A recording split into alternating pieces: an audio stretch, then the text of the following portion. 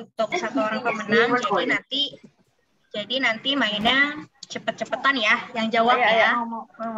Udah siap semua ya? Siap. Oke. Tes satu dulu. Kalau aku bilang, halo, halo, halo. Hai. Hai hai hai. Hai hai hai. Hai hai hai. Hai hai hai. Iya. Hadiahnya Ini berdasarkan apa nih? Banyak anak UMB. Hadiahnya itu berdasarkan cepet-cepetnya, tapi tetap langsung ke monitor sama kita.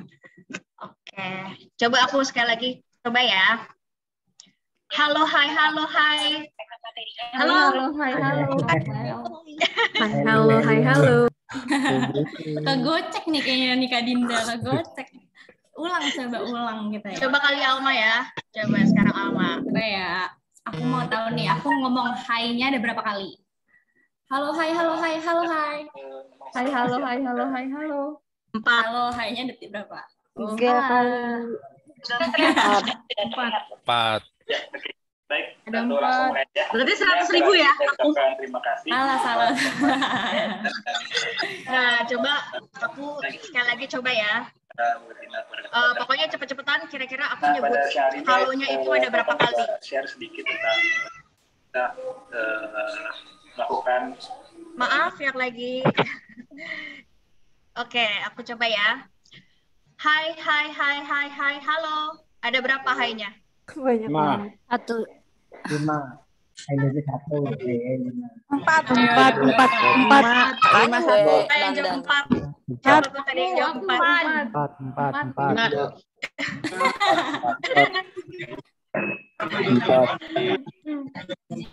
Oke, nah. Hai halo.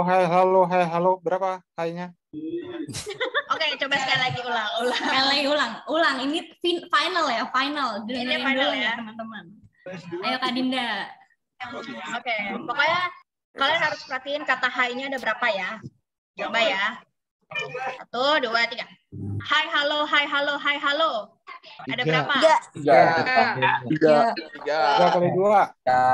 Oke, aku udah dapet nih pemenangnya. 3. Oke, aku udah dapet pemenangnya, yaitu Mbak Rizky Ardaninggar ya. Oke, Mbak Rizky. Hai. Selamat Mbak Rizky. Selamat Rizky Mbak dari mana Rizky. nih asalnya nih? Rizky dari mana nih? Boleh di-unmute. Masih di mute, Mbak. Oke, silakan. Halo, Mbak Rizky. Iya. Hai, halo, selamat siang semuanya. Hai. Iya. Hai. Ya benar ada 3 ya. Siang, Bu. Iya, saya dari Tangerang Selatan. Oh, jauh banget nih ya. Syukur. Saya kira orang Malang. 2 kali. Hai, halo, hai. Oke, Aduh, kita list pemenangnya ya. Nanti di akhir acara. Oke, silakan Mbak Rizky untuk di chatroom ya, menyertai nama beserta instansinya nanti untuk hadiahnya di akhir acara. Oke, baik. Terima kasih. Thank you Mbak Rizky. Terima kasih.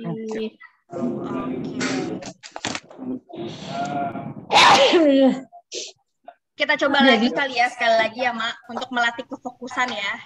Boleh. Nih, tapi ada hadiahnya juga nih, enggak kan? Masih ada Enggak.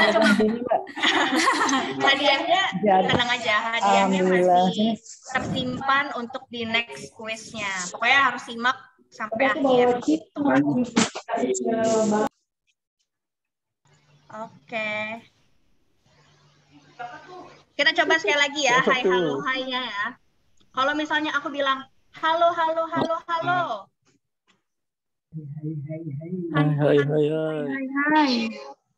Suaranya masih dikit nih. Sekali lagi ya. Halo. Hai. Oke, terima kasih yang udah berpartisipasi dari games yang pertama. Sekarang kita langsung pembukaan aja untuk seminar online pada hari ini. Oke.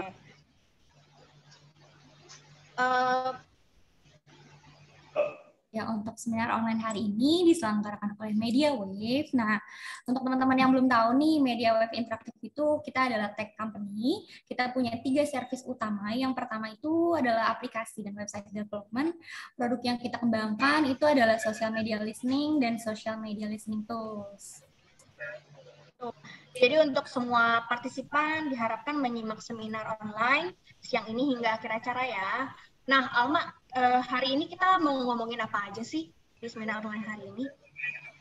Di seminar online hari ini nih kita bakal ngomongin banyak nih untuk tips dari TikTok, gimana kita mengupdate start cara menggali data analisis dari berbagai platform sosial media mengenai isu yang sedang tren hingga performance masing-masing media.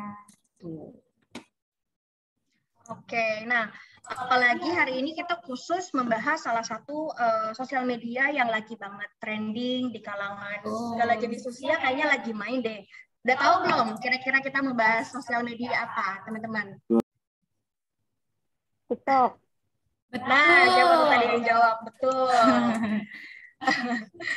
Nah, hari ini kita ingin membahas fokusnya lebih ke TikTok karena pasti semuanya mempunyai akun TikTok kan pastinya.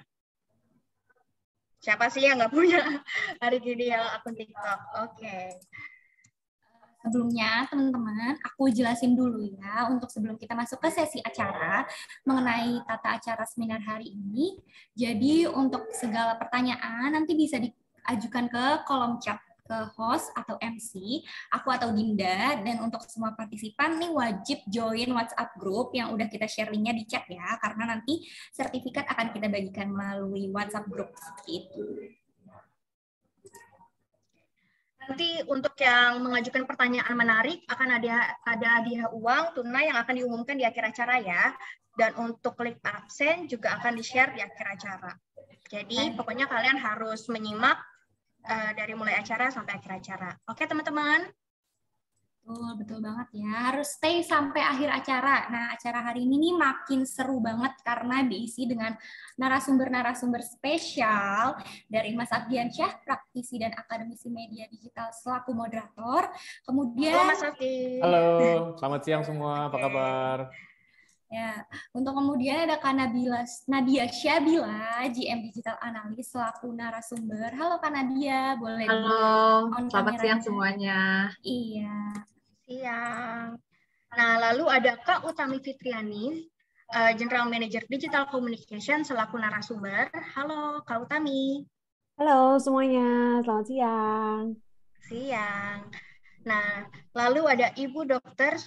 Suraya Mansur, kandidat guru besar Ilmu Komunikasi Universitas Mercu Buana selaku narasumber.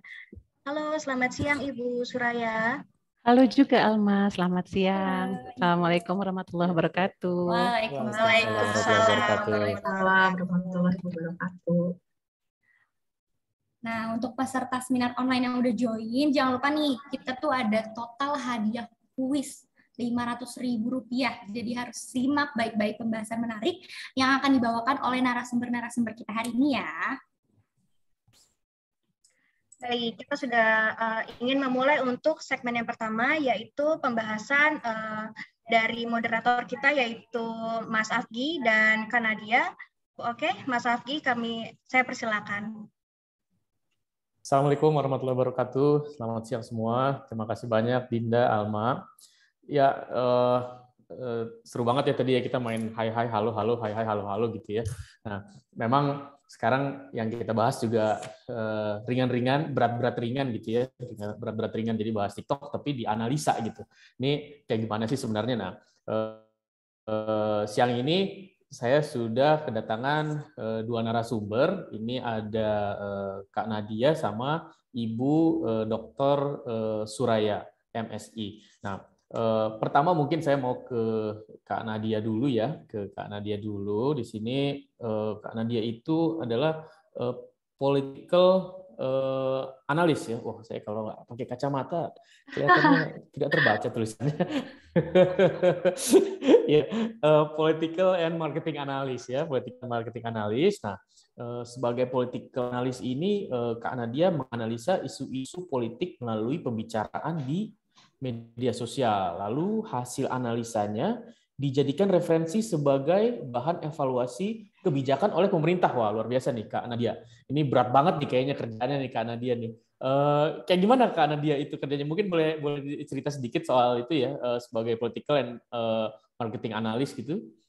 Ya, oke, sebelumnya saya ucapkan dulu terima kasih kepada teman-teman dari mahasiswa dan dari kalangan akademisi juga, dan juga dari media web yang juga ikut bergabung di sini.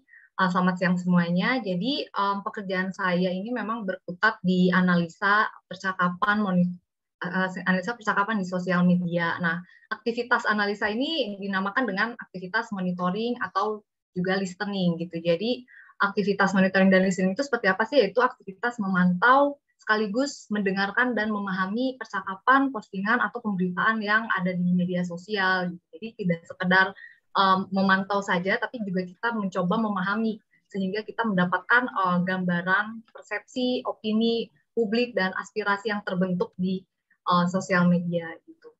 Nah, tujuannya itu untuk apa sih gitu memantau percakapan atau postingan-postingan politik gitu di sosial media? Ya tujuannya itu tadi seperti yang disebutkan oleh Mas Afgi gitu ya, untuk pemerintahan itu berfungsi untuk sebagai media kontrol juga apakah sejauh ini kebijakan pemerintah itu sudah tersosialisasikan dengan benar, sudah diterima dengan baik oleh publik, dan bagaimana persepsi atau respon publik terhadap kebijakan tersebut, juga bisa juga sebagai sarana komunikasi dan strategi pemerintah juga untuk mensosialisasikan kebijakan mereka agar tepat disampaikan. Lalu juga kita dari hasil analisa dan pantauan juga kita bisa tahu nih apakah ada misinformasi yang tersebar gitu, sehingga misinformasi tersebut dapat segera dimitigasi gitu.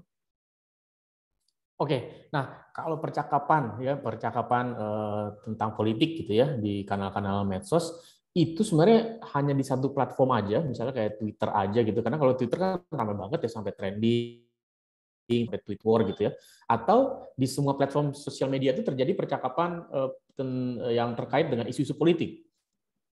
Ya, sebetulnya percakapan atau postingan mengenai politik itu tuh nggak hanya eksklusif terjadi di satu platform tertentu ya. Mungkin yang selama ini kita tahu platform microblogging ya, sosial microblogging seperti Facebook atau Twitter itu memang yang paling banyak dibanjiri oleh postingan-postingan politik gitu. Seperti yang pernah kita tahu juga di tahun-tahun sebelumnya, musim-musim tahun politik, tahun-tahun kampanye gitu. Di sana kan lebih banyak terjadi perang tagar gitu, perang kampanye gitu di sana dibandingkan platform lainnya. Nah, justru jangan salah gitu, di luar platform microblogging, platform media yang heavy entertainment seperti TikTok juga ternyata di sana banyak ditemukan postingan-postingan mengenai politik gitu. Seperti yang kita tahu juga ya, yang pernah ramai di TikTok itu di tahun 2020, khususnya di pemilu Amerika, di sana juga para TikTokers dari kalangan Gen Z ini ternyata aktif mengikuti isu-isu politik pemilu Amerika Serikat di 2020, di mana para TikTokers ini tuh ternyata membuat suatu gerakan untuk tidak mendatangi kampanyenya Trump gitu. Nah, itu salah satu contohnya aja gitu. Jadi memang tidak hanya platform tertentu saja gitu, di sana ada audiensnya itu interest terhadap politik. Ternyata di platform TikTok juga audiensnya yang mana didominasi oleh Gen Z juga punya interest terhadap isu politik. Selain Jadi, itu juga baru-baru ini juga TikTok kan itu bukan cuman ini aja, iya. Cuman joget-joget aja gitu. Iya. Dia dipakai juga gitu ya buat, saya pikir buat joget-joget aja TikTok itu dia. Iya betul. Jadi memang tidak hanya dipakai sebagai sarana entertainment atau ekspresi gerakan, nyanyi, joget, tarian dan segala macam, ternyata memang variasi kontennya itu beragam gitu. Jadi cara audiensnya mengekspresikan aspirasi dan opini mereka itu tuh justru lebih variatif dibandingkan platform microblogging seperti Twitter atau Facebook. Dan memang baru-baru ini ya, contohnya itu mengenai isu perang Rusia-Ukraina yang akhir-akhir ini kan menjadi hangat menjadi perbincangan. Itu ada ramai juga di dunia. Iya gitu, justru di sana itu banyak sekali konten-konten mengenai perang gitu, dan beberapa kali juga ada yang trending, bahkan ada trending juga, mungkin teman-teman di sini ada yang tahu hashtag Ura gitu kan, itu juga trending juga di TikTok gitu. Jadi memang menggambarkan ya audiens TikTok punya interest gitu intinya terhadap topik-topik berat gitu seperti politik. Iya, iya. Mungkin bisa ditunjukin Kak Nadia itu kalau kita menganalisa tadi ya TikTok, lalu kemudian yang dianalisanya juga bukan hal-hal yang sifatnya entertaining gitu ya. Tadi joget-joget, bahkan ada hal-hal berat yang berkaitan dengan politik. Dari Kak Nadia mungkin bisa sharing seperti apa untuk melakukan analisa tersebut. Iya, jadi proses analisanya itu sebenarnya kurang lebih sama dengan kita menganalisa percakapan di platform lainnya. Toolsnya juga sebenarnya sama, yaitu kita menggunakan tools social media listening.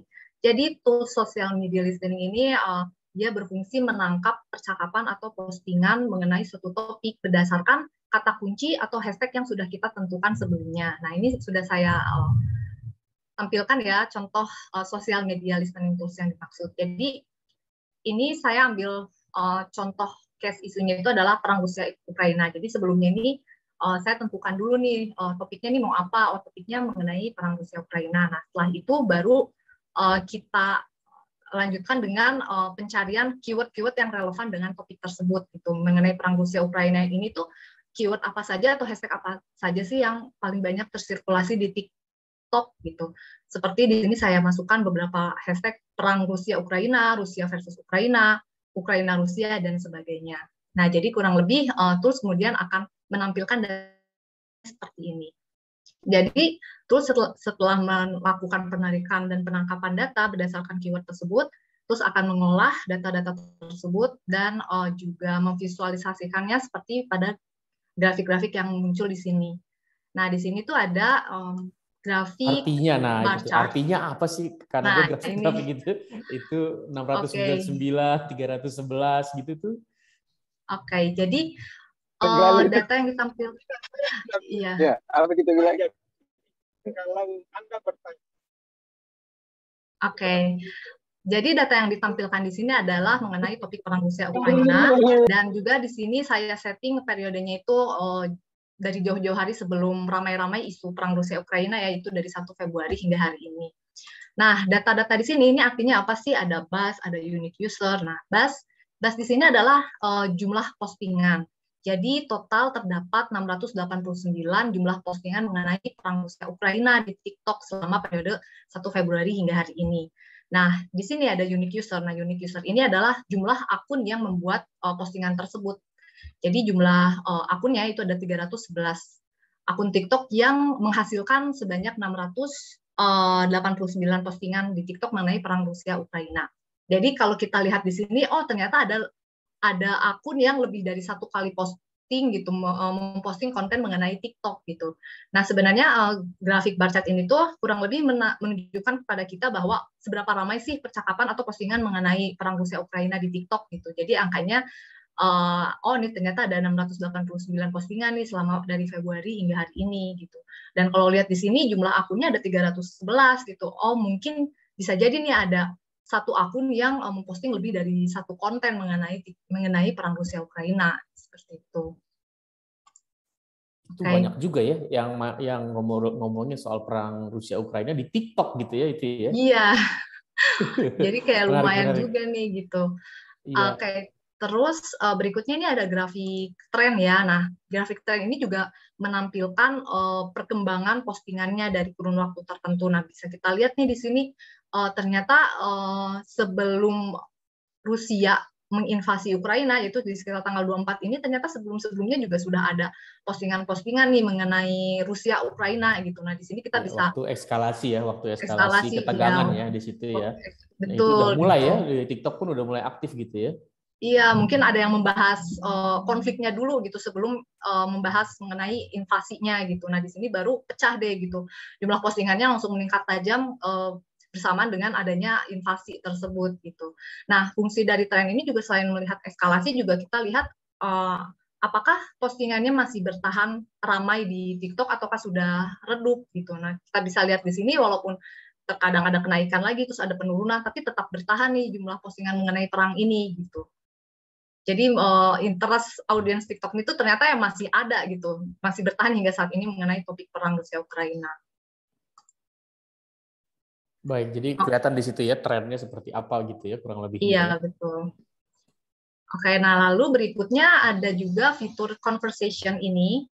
Jadi fitur ini tuh memetakan keyword-keyword yang ada di konten TikTok ya, yang mana tampil di caption gitu. Jadi kurang lebih sih kita akan mendapat gambaran narasi apa sih yang paling banyak disebar mengenai konten TikTok perang Rusia Ukraina ini gitu. Nah di sini kita lihat narasi yang paling banyak itu ternyata kita lihat di sini tuh kayak lebih banyak tuh bahas presiden Rusianya loh. Di sini ada keyword Putin gitu, Putin Rusia Ukraina gitu, dan juga invasi ke Ukraina, dan ada juga yang menyertakan TikTok berita. Oh ternyata yang dominan ini mungkin adalah postingan dari akun-akun media gitu.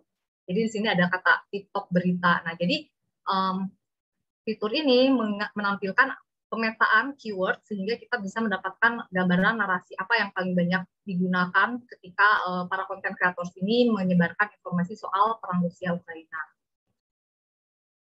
Artinya tema-temanya gitu ya. Jadi apa sih sebenarnya yang dia sharing di situ gitu? Iya, tema-temanya yang bisa apa kita lihat dari pemetaan ini gitu ya. Betul. Selain pemetaan dalam bentuk cluster, juga kita bisa lihat dalam bentuk hashtag.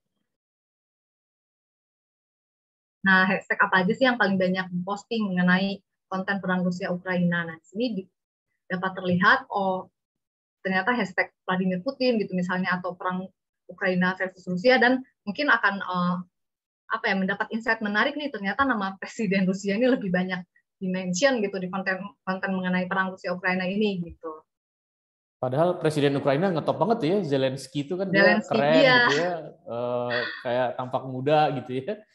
Tapi malah orang mungkin sebel gitu ya sama presiden Rusia gitu ya. Nah itu dia nih ya. Mungkin perlu digali lebih jauh nih, kenapa nama tokoh dari pihak tertentu ini yang justru lebih banyak muncul gitu. Iya. Oke.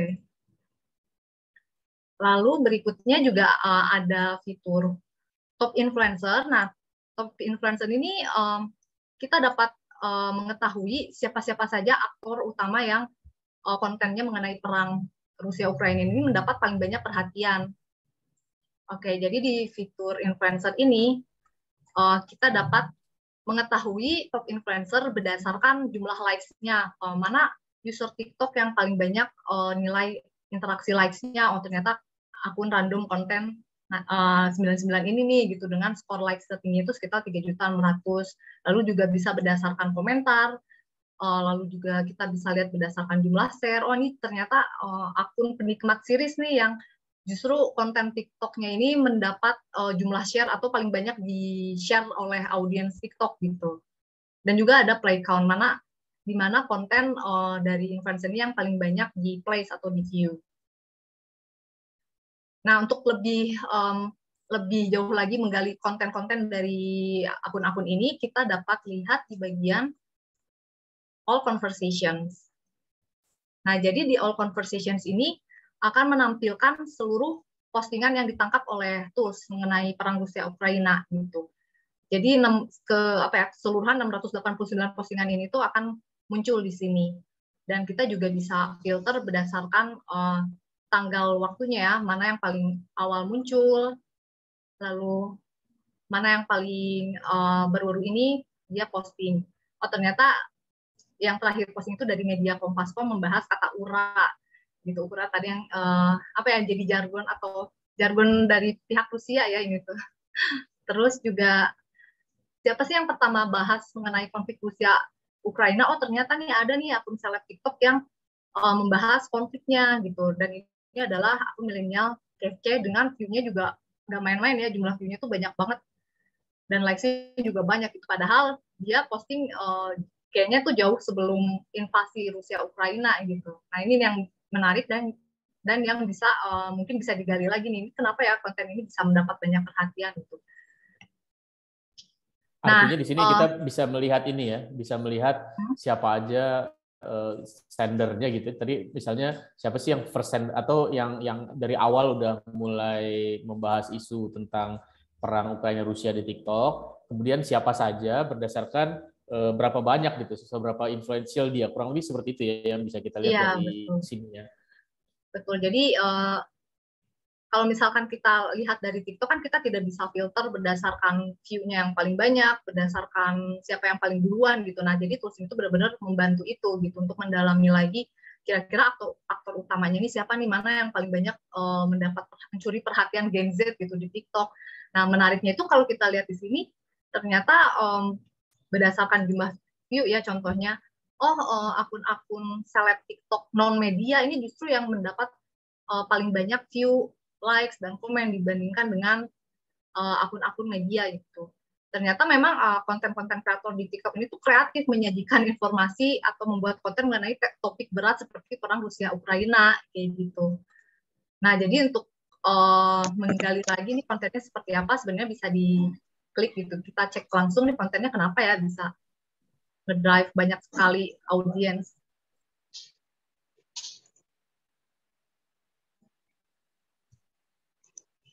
Oke, jadi kalau kita lihat dari kontennya ini memang milenial Z kece ini tuh mengemas konten berat ini dengan informasi, dengan penyampaian yang mudah dipahami oleh Gen Z, dan juga cara menyampaikannya itu seperti teman ngasih informasi gitu, jadi nggak terlalu menggurui gitu. Jadi oleh ke base seperti itu. Jadi kita lihat di sini juga disertai hashtag sama-sama belajar online, tahu nggak sih gitu. Jadi nggak kayak media mainstream dalam menyajikan informasi mungkin jadi terkesan berat, jadi mungkin kurang tertarik ya generasi muda untuk mengikuti tema yang berat. Nah, tapi konten kreator ini tuh bisa mengemasnya menjadi terkesan lebih ringan informasinya untuk dicerna itu. Dan kita lihat juga di sini komentar-komentarnya. Tadi setelah kita pantau itu ya, jadi kan kita sudah memantau, lalu kemudian ketika kita ada ketertarikan lebih terhadap satu topik, kemudian kita telaah lagi kontennya lebih dalam gitu ya. Iya, betul. Ya, kita lanjutkan dengan ditelaah lagi nih kontennya lebih dalam, mulai dari penyajiannya itu seperti apa, formatnya seperti apa, dan lalu juga reaksi yang didapatkan dari konten tersebut itu seperti apa. Jadi dari likes-nya juga cukup tinggi nih angkanya gitu, terus juga dari komentarnya juga cukup banyak. Nah, oke, jadi di sini kita lihat memang dalam konten tersebut terjadi percakapan dan diskusi mengenai topiknya gitu kan. Kalau kita tahu TikTok kayaknya nggak ada percakapan politik deh, itu kan kayak konten video-video aja gitu, konten video joget-joget atau ya seperti ini gitu, video gitu, nggak ada percakapannya. Ternyata percakapannya itu justru terjadi di bagian komentar ini gitu. Kita lihat di sini ada interaksi. Itu bisa kita telah lebih jauh berarti ya, bagaimana betul, kita menelaah komentar-komentar itu ya yang terjadi di konten yang tadi di-share itu ya. Iya, ini bisa jadi data juga nih komentar-komentar di sini. Ya. Mungkin ada teknik analisanya tersendiri mungkin karena dia untuk itu? Oke, untuk teknik analisanya, pertama untuk mendapatkan komentar-komentar ini, MediaWave juga menyediakan ada tools khusus untuk mengekstrak data-data komentar di suatu konten TikTok ya, seperti di sini. Nah, ini jadi ada ekspor komen MediaWave.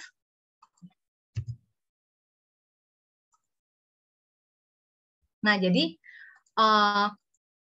ekspor komen MediaWave ini berfungsi untuk menangkap data-data komentar yang ada pada konten TikTok ini gitu. Contohnya seperti konten milenial ZKC. Ini kita ingin coba tarik komentar-komentarnya, kita copy linknya.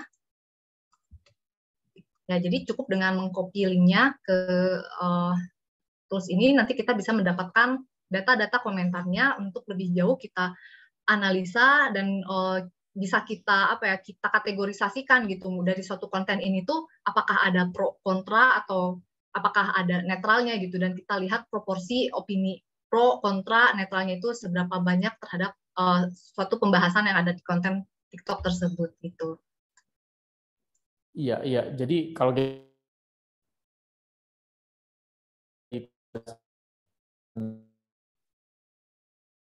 dari Kak Nadia itu, kalau kita bicara tadi ternyata yang wacana yang terjadi di sana juga bisa jadi wacana-wacana serius gitu ya terhadap Rusia. Kalau kita lihat tadi di awal dari analisa yang bisa kita lakukan, bisa sangat serius analisa yang dilakukannya. Nah, dari sini kalau dari Kak Nadia sendiri sebagai analis, apa yang bisa artinya apa bacaannya dari tadi kita melihat mengenai perang Ukraina Rusia, lalu kita melakukan beberapa langkah-langkah analisa gitu. Dari Kak Nadia sendiri apa yang bisa jadi take out dari sini sebagai satu contoh bagaimana kita menganalisa satu wacana di TikTok? Oke, jadi memang simpulannya ini dari seluruh penjelasan saya tadi adalah bahwa TikTok ini ternyata ada percakapannya gitu, ada data yang bisa digali lebih jauh percakapannya itu, di mana data-data tersebut itu akan berguna untuk berbagai pihak gitu. Contohnya itu bisa untuk pemerintah dalam memahami aspirasi atau persepsi dari generasi Z gitu dalam merespon suatu isu atau bahkan merespon kebijakan pemerintah gitu. Jadi sebagai apa ya, pemerintah itu akan tahu gitu bahwa oh ternyata aspirasi generasi Z itu terungkapnya itu di TikTok loh, dengan komentar-komentarnya itu seperti ini gitu. Ada yang pro atau ada yang kontra dan atau ada yang netral. Selain itu juga melalui analisa TikTok kita juga bisa melihat apakah ada misinformasi yang terkandung di antara percakapan-percakapan ini gitu, sehingga pemerintah itu dapat segera memitigasi atau mencegah bagaimana misinformasi itu agar tidak berkembang lebih jauh lagi. Serius banget ya, berarti beneran dari TikTok ini kita bisa satu pemahaman, kita bisa dapat satu analisa yang sangat serius. Mungkin dari sini saya mau ke Bu Suraya, Ibu Dr. Suraya MSI. Jadi Ibu Dr. Suraya ini adalah kandidat guru besar ilmu komunikasi dari Universitas Mercu Buana. Nah Bu, kalau saya lihat ini Bu, saya tuh mau sharing sedikit Bu, zaman kuliah dulu Bu. Boleh ya Bu, sharing sedikit? Boleh Mas Afki, silakan. Zaman kuliah dulu Bu, saya tuh kalau bikin skripsi itu 2 semester nggak kelar-kelar Bu, zaman kuliah Bu. Mau lulus S1 tuh 2 semester nggak kelar-kelar gitu ya. Nah mungkin kalau dari Ibu nih yang sebagai dosen gitu ya, yang biasa bimbing teman-teman untuk skripsi gitu ya, itu gregetan Bu ya, kayak gitu Bu ya, kok lama banget gitu. Iya pastinya Mas Afki, bener banget tuh, setuju Mas Afki. Iya. Nah melanjutkan Ibu dari penjelasannya Kak Nadia Bu di sini, tadi kan ada banyak sekali analisa yang dilakukan oleh, ada banyak tahapan analisa yang dilakukan, bahkan dari platform yang kita pikir itu platform yang sangat ringan, ternyata bisa dianalisa, terdapat wacana-wacana yang berat di sana gitu. Nah, untuk apa yang kita tadi sempat lihat, apakah untuk teknik analisa yang dilakukan itu bisa dijadikan ini Bu, bahan karya ilmiah Bu, baik itu skripsi atau tesis atau bahkan disertasi atau artikel dalam jurnal-jurnal ilmiah Bu? Iya, makasih Mas Afki. Ini salut banget buat Mbak Nadia ya. Sudah cantik, pinter, analisnya juga valid sekali gitu ya kan. Calon istri solehah dan calon penghuni surga ya Bu, insya Allah. Aduh, amin. Iya, jadi artinya masih banyak lagi nanti calon-calon yang kayak Mbak Nadia selanjutnya pastinya ya kan. Jadi gini Mas Afki, sebenarnya kalau yang dilihat tadi apa yang dilakukan sama Mbak Nadia, itu sebenarnya kita bisa masuk pada ranah penelitian kuantitatif ya. Jadi kalau kita melihat tadi banyak sekali jumlah-jumlah yang dilakukan oleh Mbak Nadia itu. Yang tadinya serius, ternyata sekarang orang udah bisa sampai nyeleneh gitu ke TikTok ya. Artinya TikTok bisa dipakai buat apa istilahnya, yang serius jadi santai, jadi sersan ya Mas gitu. Oke, itu yang pertama, iya sersan, serius tapi santai, ya itu. Tapi ternyata kita bisa neliti itu gitu. Ini konteksnya adalah seperti penelitian kuantitatif, gitu yang pertama. Yang kedua pastinya metodenya dengan content analysis. Itu yang paling ringan tadi, content analysis atau analisis isi ya. Analisis isi ini kalau yang kita melihat tadi Mbak Nadia itu dasarnya adalah teks gitu ya, percakapan. Jadi kalau kita melihat tadi alat yang digunakan sama Mbak Nadia itu alat untuk menggrab percakapan yang ada di sosial media atau di dunia maya gitu ya. Bukan hanya sosial media ya kan Mbak Nadia? Pasti itu, ya itu di dunia maya semua bisa di-grab gitu. Karena prinsipnya big data itu adalah semua hal yang orang ngomong itu dijadikan sebagai big data. Dari big data tersebut bisa kita ambil gitu ya kan. Nah, dari apa yang kita ambil tadi itu bisa kita buat menjadi sebuah penelitian. Ini sebenarnya kalau kita mau tahu software-software yang dilakukan sama Mbak Nadia, tentunya ini bisa menjadi satu penelitian yang paling murah sebenarnya. Duduk cantik, duduk ganteng kalau Mas Afgi bilang, gitu kan, duduk cantik atau duduk ganteng, udah bisa dapat penelitian sebenarnya. Hasil penelitian ini bisa dibuat tapi jadi duduknya aja artikel Bu ya ilmiah. yang ganteng ya, Bu. Jadi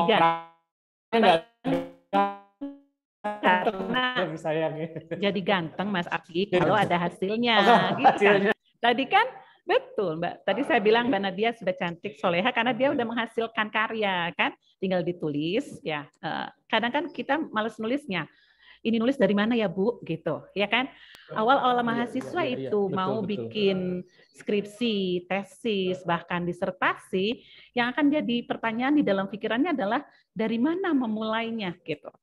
Ya kan, Mbak Nadia ini kan menawarkan atau Media Wave ini menawarkan satu tools untuk membantu untuk melakukan penelitian, ya enggak? Tapi awalnya ini mau ngapain sih gitu?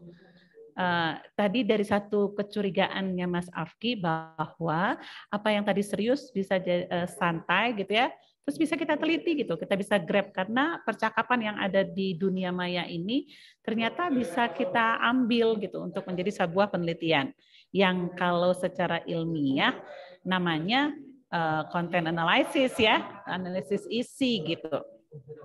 Tadi juga saya tertarik banget sama Mbak Nadia yang tentang conversation-nya apa aja yang muncul ya kan? Terus kata-kata yang mana dan sebagainya. Itu sebenarnya juga ada tools ya, NVivo gitu. NVivo juga keluarin hasil seperti itu gitu. Kata-kata apa yang muncul. Cuman ketika mau lihat tadi kan Mbak Nadia melihat kata apa yang pertama muncul, kata apa yang paling terakhir muncul, siapa yang posting pertama dan siapa yang posting terakhir gitu. Tapi kalau di toolsnya NVivo itu dia bikin kayak akar pohon, ada gambarnya. Saya nggak tahu Mbak Nadia punya gambar akar pohon gitu apa enggak gitu kan. Jadi kalau yang mulai muncul ada di akar, nanti kelihatan ada di atas ada pohonnya. Artinya menguraikan hasil penelitian pun ada triknya gitu kan. Mbak Nadia tadi bisa bikin macam-macam tapi bagaimana memudahkan orang membaca. Nah, ini apakah pakai sebuah pohon dan sebagainya. Itu sih sebenarnya yang pertama ya Mas Afgi. Ini bisa nggak dibikin kajian untuk skripsi, tesis atau disertasi. Nah, sekarang tinggal bagaimana memulainya gitu loh. Apa yang dia curigai, apa yang dianggap itu menjadi sebuah topik yang menarik untuk diteliti. Nah, sekarang yang ditawarkan sama Media Wave ini kan toolsnya gitu, bahwa skripsi jangan sampai 2 semester ya Mas. Gitu. Itu dia Bu. Jangan dicuekin ya. Harusnya 2 bulan udah selesai Bu ya skripsi iya, kalau betul, bisa pakai, betul. Bisa analisa kayak Mbak Nadia ini ya. Iya, kita lihat tadi Mbak Nadia sebenarnya dia nggak pakai PPT loh teman-teman semuanya. Dia cuma pegang tools dia, terus dia grab. Tinggal tanya mau kapan ya yang mau di grab, bulan Februari ini kah? Dia tinggal klik tuh tanggalnya ya nggak sih Mbak Nadia ya? Betul, iya. Dia mau pakai apa? TikTok kah? Atau mau semuanya gitu? Saya selalu bilang sama mahasiswa saya yang di S1, apa memang semua media sosial mau diteliti? Kalau punya alat kayak Mbak Nadia bisa gitu. Tapi kan cuma satu aja cukup sebenarnya untuk selevel skripsi. Ya, tadi Mbak Nadia TikTok, udah TikTok aja. Mau Twitter yang sangat banyak itu orang pada main Twitter, bisa aja gitu. Jadi cari yang sesimpel mungkin gitu Mas. Ya, topiknya bahwa ini sekarang banyak beredar, bertebaran tools-tools yang bisa kita gunakan untuk duduk cantik, duduk ganteng, bisa jadi hasil penelitian. Itu yang pertama Mas Afki. Mungkin bisa menjawab pertanyaannya Mas Afki. Iya, iya. Oh, itu komprehensif sekali Bu Seraya. Jadi tadi kan kalau kita tanya bisa karya ilmiah atau enggak, pertama jawabannya bisa gitu ya. Lalu kemudian ada tadi misalnya salah satu yang paling bisa dilakukan dari apa yang tadi dijelaskan sama Mbak Nadia ini adalah analisis isi ya, konten analisis secara kuantitatif gitu ya Bu ya. Betul, jadi betul sekali. Kalau di sini ada teman-teman mahasiswa atau teman-teman akademisi yang mau bikin jurnal, itu mungkin bisa jadi alternatif ini Bu ya, alternatif metodologi gitu Bu ya, atau metode penelitiannya gitu Bu ya. Ya, betul. Jadi tools ini ya content analysis ini adalah salah satu metode yang bisa dipilih gitu ya untuk membuat penelitian untuk skripsi, tesis dan disertasi gitu. Tadi kalau poinnya adalah bikin artikel ilmiah, sebenarnya saya pernah bekerja sama dengan konsultan PR Maverick di tahun 2013 sebenarnya. Jadi saya sebenarnya udah kenalan ya sama toolsnya seperti MediaWave itu yang ditangani oleh konsultan PR-nya Maverick. Kami melakukan penelitian terhadap apa sih yang diperbincangkan orang di Twitter tentang calon presiden gitu. Dan kami nge-grab percakapan itu di bulan Januari. Kalau tadi Mbak Nadia berapa ya jumlahnya TikTok tadi? TikTok tadi ada sekitar 689 ya, postingan. Itu 1 bulan ya Mbak? Iya. Ya, kalau waktu itu karena Twitter lebih banyak, saya nge-grab itu sekitar 2 jutaan Mbak. 2 jutaan Twitter, percakapan di Twitter tentang di Januari, padahal kita belum kampanye kan pada waktu 2014. Kampanyenya kan pemilihannya itu sekitar bulan Juli ya, kalau nggak salah waktu kita milih presiden. Dan ternyata apa yang diperbincangkan orang tentang siapa calon presiden kita, memang nama Pak Jokowi yang muncul gitu. Nah itu sebenarnya sudah saya tulis dalam jurnal Mas Afgi. Nah, hasil penelitian tadi kita sudah ada dalam jurnalnya. Bisa jadi referensi tuh Bu ya kalau kayak gitu Bu ya. Benar. Nah setelah itu tuh saya lupa lagi tuh menggunakan tools itu ya. Untungnya harusnya udah ketemu sama Mas Afgi sama Mbak Nadia ya di MediaWave, jadi bisa lanjut penelitiannya. Bisa cepet Bu itu Bu. betul banget. Yang skripsi bisa cepet 1-2 bulan selesai tadi, yang tesis juga begitu, yang disertasi apalagi. Tapi kalau kita melihat yang sekarang kemarin ada juga saya kolaborasi sama mahasiswa, dia pakai tools yang lain gitu ya. Kalau kita ngelihat kan ada toolsnya Mas Ismail Fahmi ya, pakai drone emprit misalnya kan gitu ya. Nah itu sebenarnya konsultan-konsultan yang seperti MediaWave ini memang bisa membantu ya teman-teman mahasiswa untuk menggunakan tools ini gitu. Kalau mau lebih komprehensif gitu. Mungkin nanti teman-teman MediaWave itu tidak sekedar hanya menjelaskan secara deskriptif ya Mas Afgi, Mbak Nadia, tapi juga mungkin bisa next atau bukan next ya, advance. Penelitian yang advance yang disebut dengan social network analysis. Jadi kalau social network analysis berarti apa yang tadi dibuat sama Mbak Nadia harus bisa kalau di teorinya teori jaringan ya, terhubungan ya antara yang satu dengan yang lain. Kalau tadi bahasanya Mbak Nadia buzz gitu. Kalau dulu saya dapat ada buzzer gitu kan. Siapa yang karena kaitannya dengan pemilu pasti ada buzzer yang berbayar. Karena kita bisa melihat pola ada pesan yang sama dengan dari akun yang berbeda gitu. Atau dari akun yang sama menyebarkan pesan yang berbeda. Jadi kita bisa menyimpulkan bahwa ini kecenderungannya seperti ini nih. Oh ini ternyata buzzer yang berbayar misalnya seperti itu. Nah nanti mungkin teman-teman jadi bisa nanti lebih tertarik gitu ya untuk melakukan penelitian ini bukan hanya sekedar deskriptif tadi yang dilakukan oleh Mbak Nadia. Mungkin itu sekedar itu Mbak Mas Afki. Iya, terima kasih banyak Bu Soraya. Jadi kalau tadi ada ini aja udah dapat 2 ya Bu ya. Pertama betul. Bisa pakai metode analisis isi ya, content analysis gitu ya. Kemudian bisa kalau kita mau membuat skripsi atau karya ilmiah itu membuat dengan social network analysis Bu ya. Ini mungkin sedikit lebih advance Bu ya secara metode mungkin ya dibanding tadi content analysis gitu ya. Setuju. Kalau social network analysis sendiri kalau dari Mbak Nadia mungkin melakukan social network analysis itu ini ya mungkin lebih ke sampel datanya ya, karena kalau TikTok mungkin terlalu sedikit, tapi kalau di Twitter itu bisa dilakukan gitu ya Mbak Nadia ya untuk social network analysis. Ada kemungkinan kan? Ada itu kalau nggak salah bisa ya Mbak Nadia ya untuk social network analysis ya untuk Twitter ya. Social network analysis untuk baru saat ini sih dari tools itu baru bisa otomatisnya untuk Twitter, tapi TikTok juga bisa sih pakai tools kayak Gephi gitu, tools untuk memvisualisasikan manual. Sebenarnya kan SNA ini tujuannya melihat interaksi antar akun gitu, di mana sebenarnya lebih mudahnya itu di platform TikTok, di mana platform TikTok itu kita bisa lihat akun siapa mereply siapa, akun siapa meretweet siapa. Nah, itu tuh bisa divisualisasikan dalam bentuk jaringan SNA. Seperti itu. Jadi kalau untuk TikTok sih bisa saja, tapi mungkin belum di tools ini gitu. Ya, sebenarnya kan begini ya Mbak Nadia, kalau social network analysis, kalau di dalam ilmu komunikasi itu adanya di teori sibernetika atau teori sistem ya.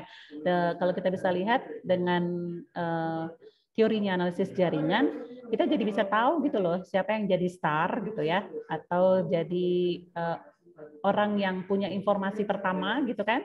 Lalu siapa yang menjadi bahkan mungkin terpencil sendiri gitu ya, siapa yang jadi bridge dan sebagainya. Makanya tadi saya bilang bisa muncul buzzernya, ya kan. Jadi dia harus ke siapa dan sebagainya.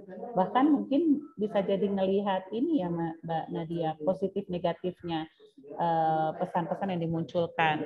Karena tadi Mbak Nadia sudah mention ya sentimennya. Mbak Nadia tadi sudah mention bahwa dengan melihat hasil ini, pemerintah itu bisa mempertimbangkan gitu ya, siapa yang harus di-cut gitu. Karena kalau orang berbayar, itu opini masyarakat akan terbawa gitu ya, mau kemana dibawa oleh si buzzernya gitu. Jadi hal ini bisa menjadi pertimbangan dari pengambil kebijakan gitu kan, bahwa oh ini kok orang jadi banyak buzzernya ya, jadi aware nanti ketika pemilu pun, kalau mau pemilu itu seperti apa. Apalagi sekarang Mbak Nadia itu karena dia politik analysis ya, berarti di topik tadi tentang Ukraina dan Rusia kan bisa kelihatan tadi siapa yang menjadi sumber informasinya gitu kan, siapa yang memprovokasikah ya enggak, siapa yang menjadi motivatorkah. Nah, jadi bukan hanya negatif ya, tapi juga positif gitu, motivator atau yang menjadi provokator gitu. Nah, dari SNA kan jadi kelihatan gitu loh Mbak Nadia. Nah, itu yang menjadi kita bisa ngelihat bahwa mungkin ada yang menjadi komunikasi diplomasi ya, bahwa dia sebagai star sumber informasi, kalau positif berarti dia bisa menjadi komunikasi internasional yang kalau kita melihat dalam HI ya, ilmunya HI jadinya sebagai ilmu diplomasi di sini gitu Mbak Nadia. Tadi yang serius kan bisa jadi santai gitu ya Mbak. Iya, sama kontennya sendiri Bu ya bisa dianalisa. Betul, Bu. betul Artinya sekali. Di luar tadi itu tadi memang konten analisis ya, konten analisis, kemudian social network analysis gitu ya. Di luar itu mungkin ada lagi nggak Bu yang bisa dijadikan metode-metode berdasarkan riset tadi, karena tadi kan misalnya bisa membaca sentimen positif dan negatif misalnya gitu, lalu ada bisa memetakan topik-topik yang terjadi misalnya gitu di pembicaraan gitu. Apakah ada metode-metode lain mungkin Bu dari penjelasannya Mbak Nadia tadi yang bisa dijadikan landasan untuk penelitian ilmiah Bu? Kalau misalnya metode, mungkin dua hal itu ya Mas Afki. Oh, atau dua kita itu sebut ya. analisis jaringan ya, yang tadi saya bilang. Orang lebih mengenal analisis jaringan. Secara konvensional gitu ya, analisis jaringan. Tapi kalau kita lihat dengan digital media analysis, berarti dia kan masuknya jadi ke SNA ya Mas, Social Network Analysis. Tapi topik-topik yang mau kita teliti itu banyak, gitu kan? Tadi sentimen atau kalau kita mau melihat jadi kontennya yang kita analisis, apakah itu sentimennya, narasumbernya pun kan kita bisa lihat siapa yang menjadi influencer, siapa yang jadi buzzer, siapa yang jadi narasumber yang positif, gitu kan? Nah itu narasumbernya bisa kita tahu siapa.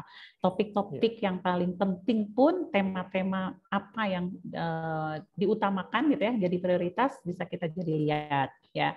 Jadi banyak tema. Kalau dari sisi PR kita bisa lihat reputasi tuh dari situ. Karena kalau content analysis kan dia punya kategorisasi ya.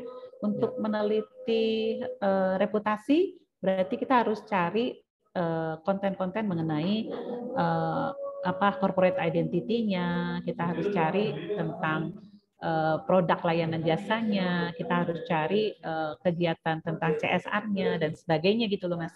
Jadi bukan hanya berita tentang perang tadi loh kata Mbak Nadia, iya, tapi juga kita bisa melihat sebuah citra atau reputasi dari perusahaan dari seperti itu. Jadi topik-topiknya ya Mas Afgi, kategorisasinya yang bisa kita tambah. Baik. Itu Mas. Kalau perlu digabung gitu metodenya bisa nggak tuh Bu? Analisis social network analysis terus dia gabung sama analisis isi gitu Bu?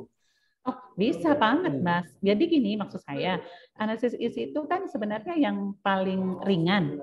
Iya. Nah, kalau mau advance, jadi social network analysis, jadi dimulai dengan analisis isi, ya kan? Kita udah dapat data itu, terus kita mau lebih lanjut dalam lagi nih, lebih tajam, kita tambahin, kita lengkapi dengan social network analysis, gitu loh Mas Afki. Itu berapa semester Bu kelarnya Bu? Ya, baru saya mau bilang. Tapi itu levelnya siapa Mas? Levelnya tesis apa levelnya dissertasi gitu. Karena gini, kita kan bisa memulai dengan mapping. Nah, mapping itu level S1 dulu lah gitu. Ya kan? Ketika kita memasuk ke lebih dalam lagi konten-konten tersebut udah level S2. Tapi nanti kalau masuk lagi lebih dalam ke social network analysis, terus lebih dalam lagi bisa jadi ke disertasi. Kan gitu Mas. Iya. Sekarang levelnya dulu nih gitu. Iya. Nah, mapping tadi sendiri Bu ya berarti ya ada satu metode sendiri. Jadi selain konten analisis, mapping dulu gitu Bu ya. Konten analisisnya pakai mappingnya pakai konten analisis. Oh Mas. baik. Jadi kan kita mapping permasalahan aja kita bisa lihat ada masalah apa sih tuh kita pakai toolsnya apa konten analisis kan. Kita lihat mappingnya permasalahannya yang diungkapkan di media itu permasalahan apa sih gitu. Baik. Jadi gitu, Mas. Ini menarik sekali. Jadi dari apa yang kita tadi lihat penjelasannya Kak Nadia ini, pada dasarnya kalau bisa dipakai menjadi bahan penelitian, lalu pada dasarnya ada dua metode sebenarnya Bu ya, yang menjadi dasar ya landasan gitu ya, ada content analysis lalu kemudian social network analysis. Nah, tapi kemudian content analysis sama social network analysis ini sebenarnya kita bisa tentukan pertama topik-topiknya ya, topik-topiknya bisa kemana-mana ya, bisa ke politik, bisa kemudian ke PR misalnya gitu ya, atau ke kajian media mungkin Bu ya, bisa masuk ke sana juga ya. Begitu juga untuk social network analysis gitu. Bahkan untuk tingkat yang lebih advance kedua metode ini bisa digabung gitu kan, bisa digabung. Dan lalu kemudian tools yang tadi diperlihatkan oleh Kak Nadia ini kurang lebih mungkin bisa membantu sehingga proses penelitiannya bisa lebih mudah, kurang lebih seperti itu ya Bu Suraya ya. Iya, betul sekali Mas. Tadi mungkin teman-teman yang lainnya aware gitu ya, misalnya apa yang tadi dilakukan oleh Mbak Nadia. Mungkin kalau nggak aware nanti Mbak Tami nanti bisa next jadi lebih paham. Awal Mbak Nadia bilang bahwa kita harus tahu dulu keywordnya, apa yang mau kita cari. Nah, keyword itulah yang kita sebut dengan kategorisasi topik-topik yang mau kita cari kan gitu. Nah, dari keyword yang kita tahu, jadi kalau kita disebut dalam analisis isi itu kategorisasi, setelah kita tahu keywordnya, baru kita bisa dapat hasilnya gitu. Dari awal, dari latar belakang masalah, teori yang kita gunakan, kita nggak ngerti apa keywordnya, acak-acakan hasilnya ya kan Mbak Nadia? Iya betul. Gitu. Banyak noise, banyak spamnya. Nah betul itu. Jadi kuncinya dalam content analysis adalah kita sudah tahu teorinya dan keyword yang mau kita pakai. Maksudnya keyword yang kita pakai dilengkapi dengan teori yang kita miliki, yang kita uraikan dari bab 1 sampai bab 2 gitu loh Mas Afki. Baik. Ya, mudah-mudahan nanti next-nya jadi bisa lebih paham lagi ya. Iya. Kasihan Mbak Nadia buka-buka lagi tuh alat tools-nya. Iya. Ya, terima kasih banyak Bu Dr. Suraya, Nadia. Nah, ini sebelum kita lanjut ke sesi berikutnya, saya mau balik lagi nih ke Kak Alma sama Kak Dinda ya. Kak Alma, Kak Dinda masih on nggak nih? Masih dong, Mas. Masih on ya. Katanya bakal ada kuis lagi nih Kak Alma, Kak Dinda. Betul banget. Kita bakal ada kuis habis ini ya. Habis itu. Tapi sebelum itu kita mau berterima kasih banyak dulu ke Kak Nadia Syabila, Mas Afki dan Ibu Suraya atas penyampaian materi yang sangat jelas ya. Aku kayak lagi balik lagi ke zaman kuliah. Dia lagi dengerin bagus buat skripsi lagi nih. Aku siap banget skripsi. Ya, soalnya menarik banget informasinya. Kalau misalnya ada tools kayak gitu, kalau bisa dari dulu pakai ya, ternyata lebih mudah ternyata untuk cari riset data gitu. Skripsinya selesai 2 bulan ya Mbak Dinda? Iya. Bulan. Nggak perlu sampai berlama-lama. Iya. Ternyata TikTok tuh platform yang informatif ya teman-teman, nggak hanya untuk share video entertainment, tetapi juga sebagai platform edukatif yang memiliki banyak manfaat untuk riset data. MediaWave punya tools khusus untuk riset data nih, khususnya untuk TikTok kayak yang tadi ditampilin sama Kak Nadia. Contohnya tuh bisa untuk ekspor komen ya, untuk melihat komentar-komentar yang pro atau yang kontra, seperti isu politik Rusia Ukraina tadi tuh. Nah, tools ini juga bisa menjadi bahan data awal untuk membuat penelitian-penelitian nih untuk mahasiswa yang lagi buat skripsi, pusing harus nyari datanya, langsung pakai tools dari MediaWave. Nah, jika mau subscribe untuk tools ini, bisa mengunjungi website mediawave.id. Untuk para partisipan, aku remind lagi ya untuk join ke WA group di kolom chat karena nanti dapat sertifikat yang akan kita share melalui WhatsApp group. Itu Kak Ini Alma. juga udah muncul banyak pertanyaan nih ke direct message aku.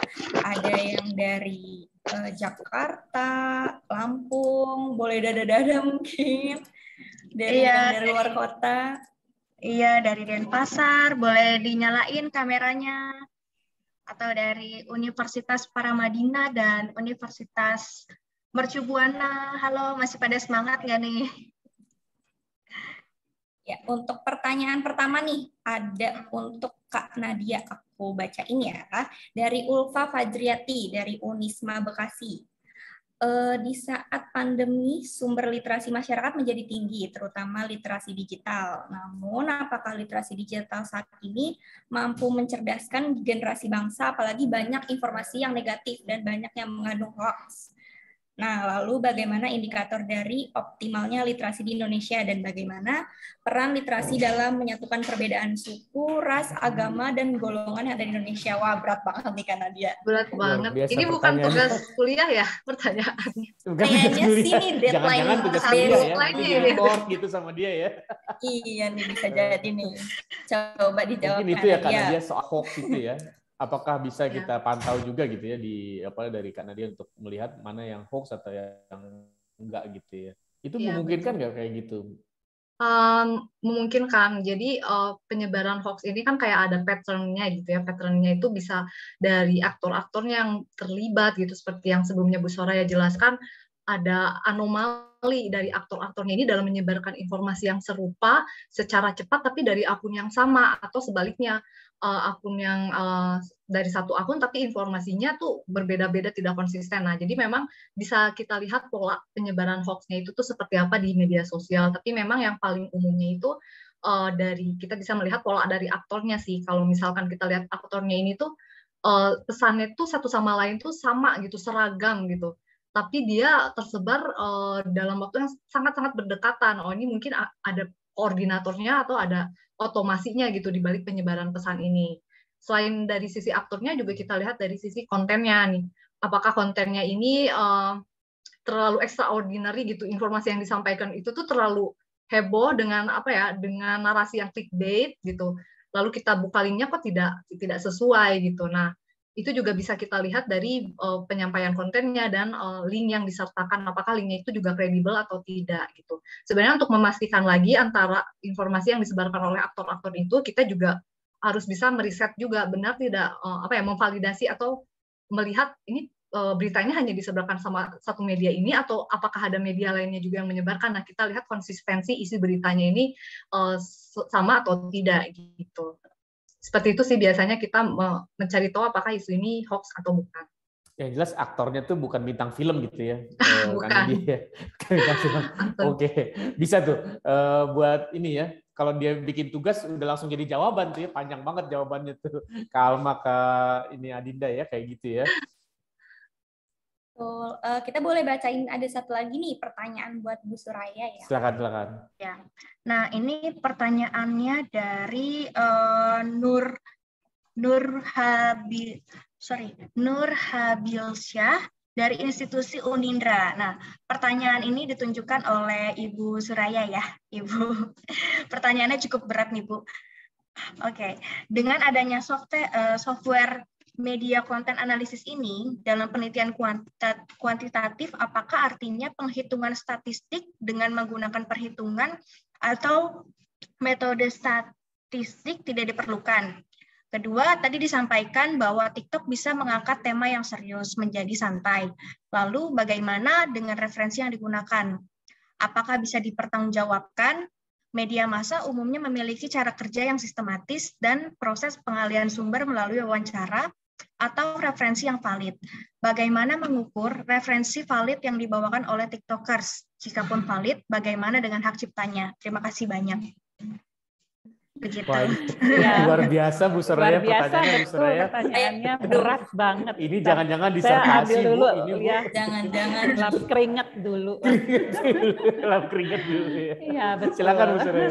Terima kasih banget ya Nur Habibah yang tersayang. Oke. Pertama, yang namanya penelitian kuantitatif itu adalah terdiri dari angka-angka gitu ya. Jadi kalau dia mau valid berarti harus ada uji cobanya. Dalam kuantitatif, dalam metode analisis isi juga ada uji kategorisasinya yang tadi kita sebut keyword-keyword yang mau kita cari gitu ya.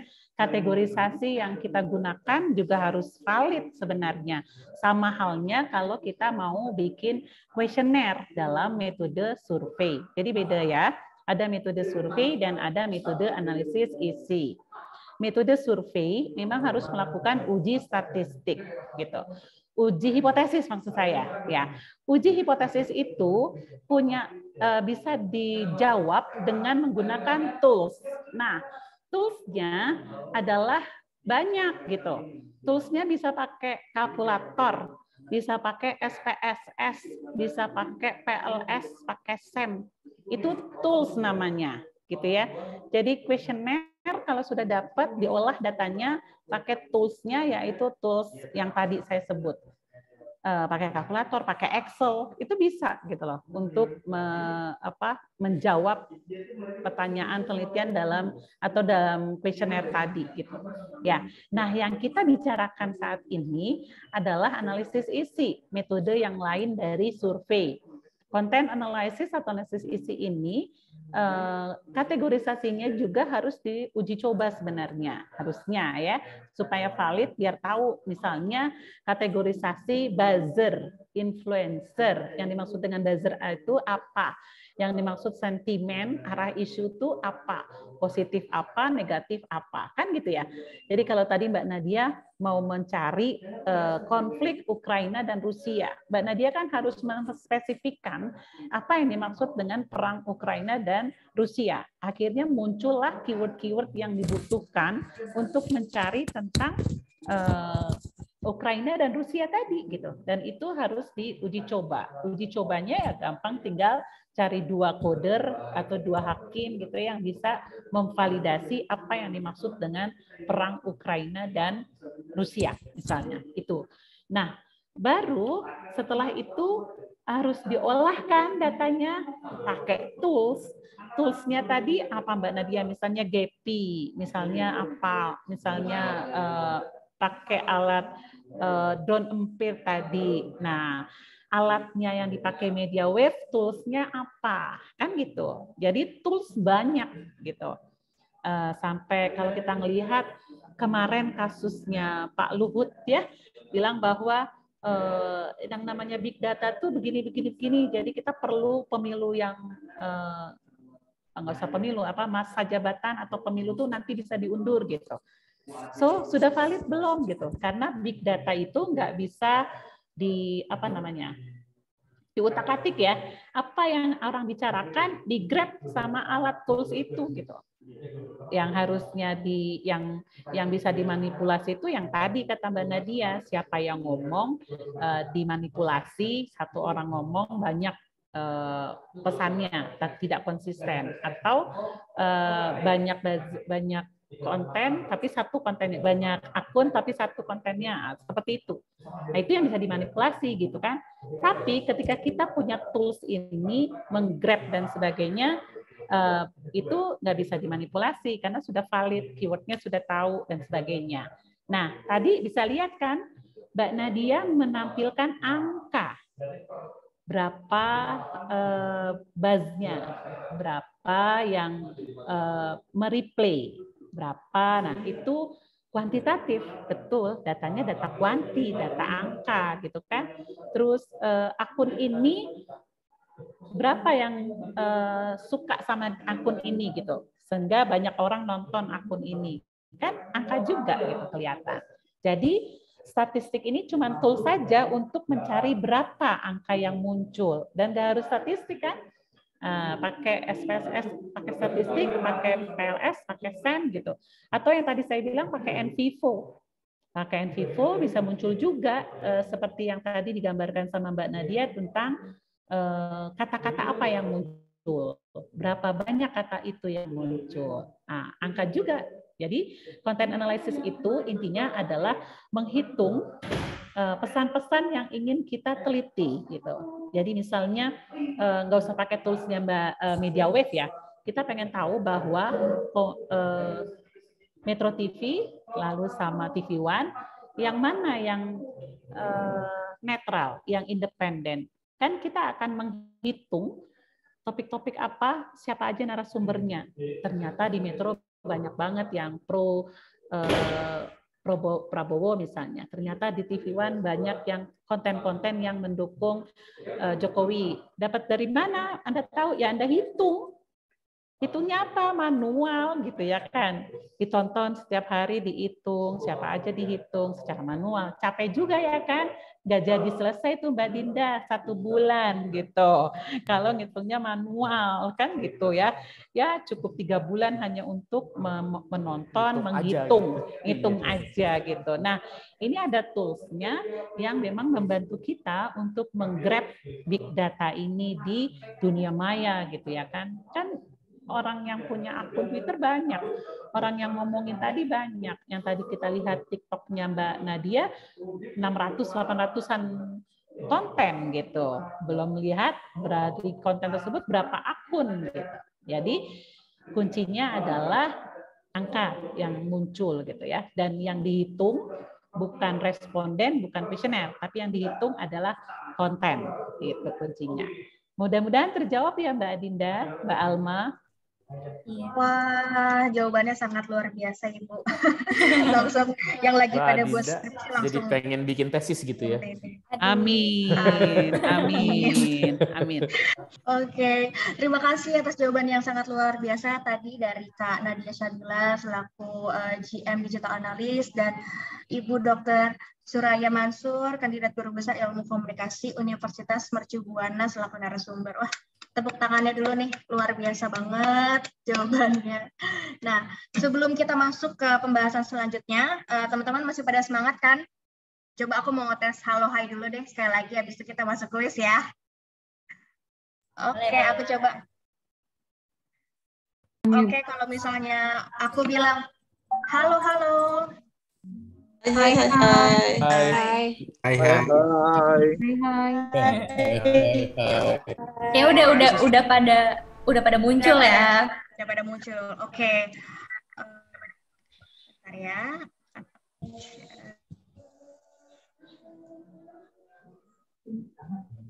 Oke. Udah kelihatan? Kelihatan dong. Gamesnya? Sudah. Oke. Jadi untuk games pada segmen ini aturan permainannya. Jadi yang pertama adalah, jadi ini kan permainan tebak kata yang menghubungkan ke 4 gambar dalam waktu 1 menit. Jadi nanti di mana ada ditunjukkan 4 gambar.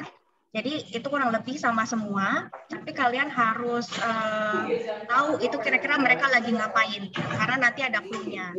Terus yang kedua, setiap jawaban tepat mendapatkan 1 poin. Nah, jawabannya jangan cari di internet ya, teman-teman. Nah, terus kita langsung mulai aja kali ya. Untuk aku mau kasih contohnya dulu permainannya seperti apa. Nah, ini untuk contohnya udah kelihatan, teman-teman? Udah ya? Nah, ini. Di sini contohnya adalah pertanyaannya itu, kata apa yang menghubungkan 4 gambar ini? Kan kurang lebih 4 gambar ini sama nih. Clue-nya itu kerja. Kira-kira mereka tuh lagi apa sih? Jawabannya boleh diketik di kolom chat aja ya. Ini baru contoh ya. Ini Aku mau lihat kira-kira kalian langsung ngeh nggak? Ini yang bisa jawab, ini kan bercontoh, nanti ini ada pertanyaan-pertanyaannya, yang jawab itu bisa masing-masing dapat 50.000. Ya, ada 3 Bapak. Paham. Oke. Kita langsung mulai aja kali ya ke pertanyaan pertama. Udah siap ya teman-teman ya? Karena ini berhadiah. Ya. Oke. Jawabannya buka laptop. Oke. Udah sekarang kita paham ya? Udah paham ya teman-teman ya? Jadi kita bakal cari jawabannya sampai ketemu. Oke. Nah, kita langsung masuk ke pertanyaan yang pertama. Pertanyaan pertamanya. Oke, kita masuk ke pertanyaan pertama. Kata apa yang menghubungkan 4 gambar ini? Clue-nya itu sosial media. Ayo. Ada yang bisa langsung jawab cepat? Kurang tepat teman-teman. Kurang tepat teman-teman. Kurang tepat. Bukan Ini ada yang jawab boy. TikTok, Salah. healing, aplikasi TikTok. Salah. Salah ya, bukan. Ini dikit lagi. Hampir teman-teman. Nah, udah. Oke. Sofian dari Universitas Mercu Buana. Jawabannya adalah joget TikTok. Betul. Selamat Sofian dari Universitas Mercu Buana. Oke, langsung boleh ditulis ya nama beserta universitas dari mana beserta jawabannya tadi. Oke, udah siap ya? Iya. Kita udah siap ke pertanyaan kedua ya. Babak kedua ini babak sedang, jadi levelnya lumayan lah. Oke. Nah, ini dia. Kata apa yang menghubungkan 4 gambar ini? Clue-nya ngobrol. Ayo, kira-kira mereka lagi ngapain sih? Meeting? Belum. Salah, rapat kerja. Pokoknya belum. Pokoknya kita sering ngelakuin ini ya, Mak. Kalau sebelum buat editorial plan, kira-kira pasti kita ini nih ngelakuin brainstorming. Dikit lagi.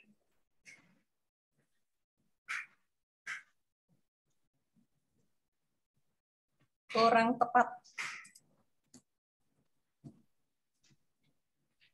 Ayo. Kayaknya ini susah banget ya. Nah, ini udah ada yang jawab nih. Ramadan Rizky Setia. Jawabannya itu adalah brainstorming. Benar, Ramadan. Selamat Ramadan, langsung tulis ya nama beserta institusi dan jawabannya. Oke, kita langsung lanjut ke pertanyaan terakhir. Pokoknya satu babak itu hadiahnya 50.000 ya teman-teman ya. Pokoknya ini babak final, kalian harus lebih fokus nih. Apalagi ini berhubungan dengan tadi pembahasan dari Kanadia. Nah, ini dia. Apa ini? Clue-nya Kata dashboard. apa yang menghubungkan 4 gambar ini? Dashboard. Clue-nya. Surfing. Wah. Salah. Berseluncur. Salah. Tadi kan udah sering kita bahas ya, Maya? Ya. Udah sering kita mention media namanya. Ini namanya nih apa nih tadi yang di... Iya. Analisis belum. Tools. Ya, toolsnya apa tuh tadi namanya ya, Nak? Data analis belum. Analis wave. Dikit lagi. Social media listening tools. Salah. Sosial titik. Pokoknya tool sama dengan bla bla bla. Itu dia jawabannya. NVivo belum. Social wave nih, Luneta. Boleh. Tapi belum. Dikit lagi. Pokoknya tool sama dengan apa tuh tadi? Tool sama dengan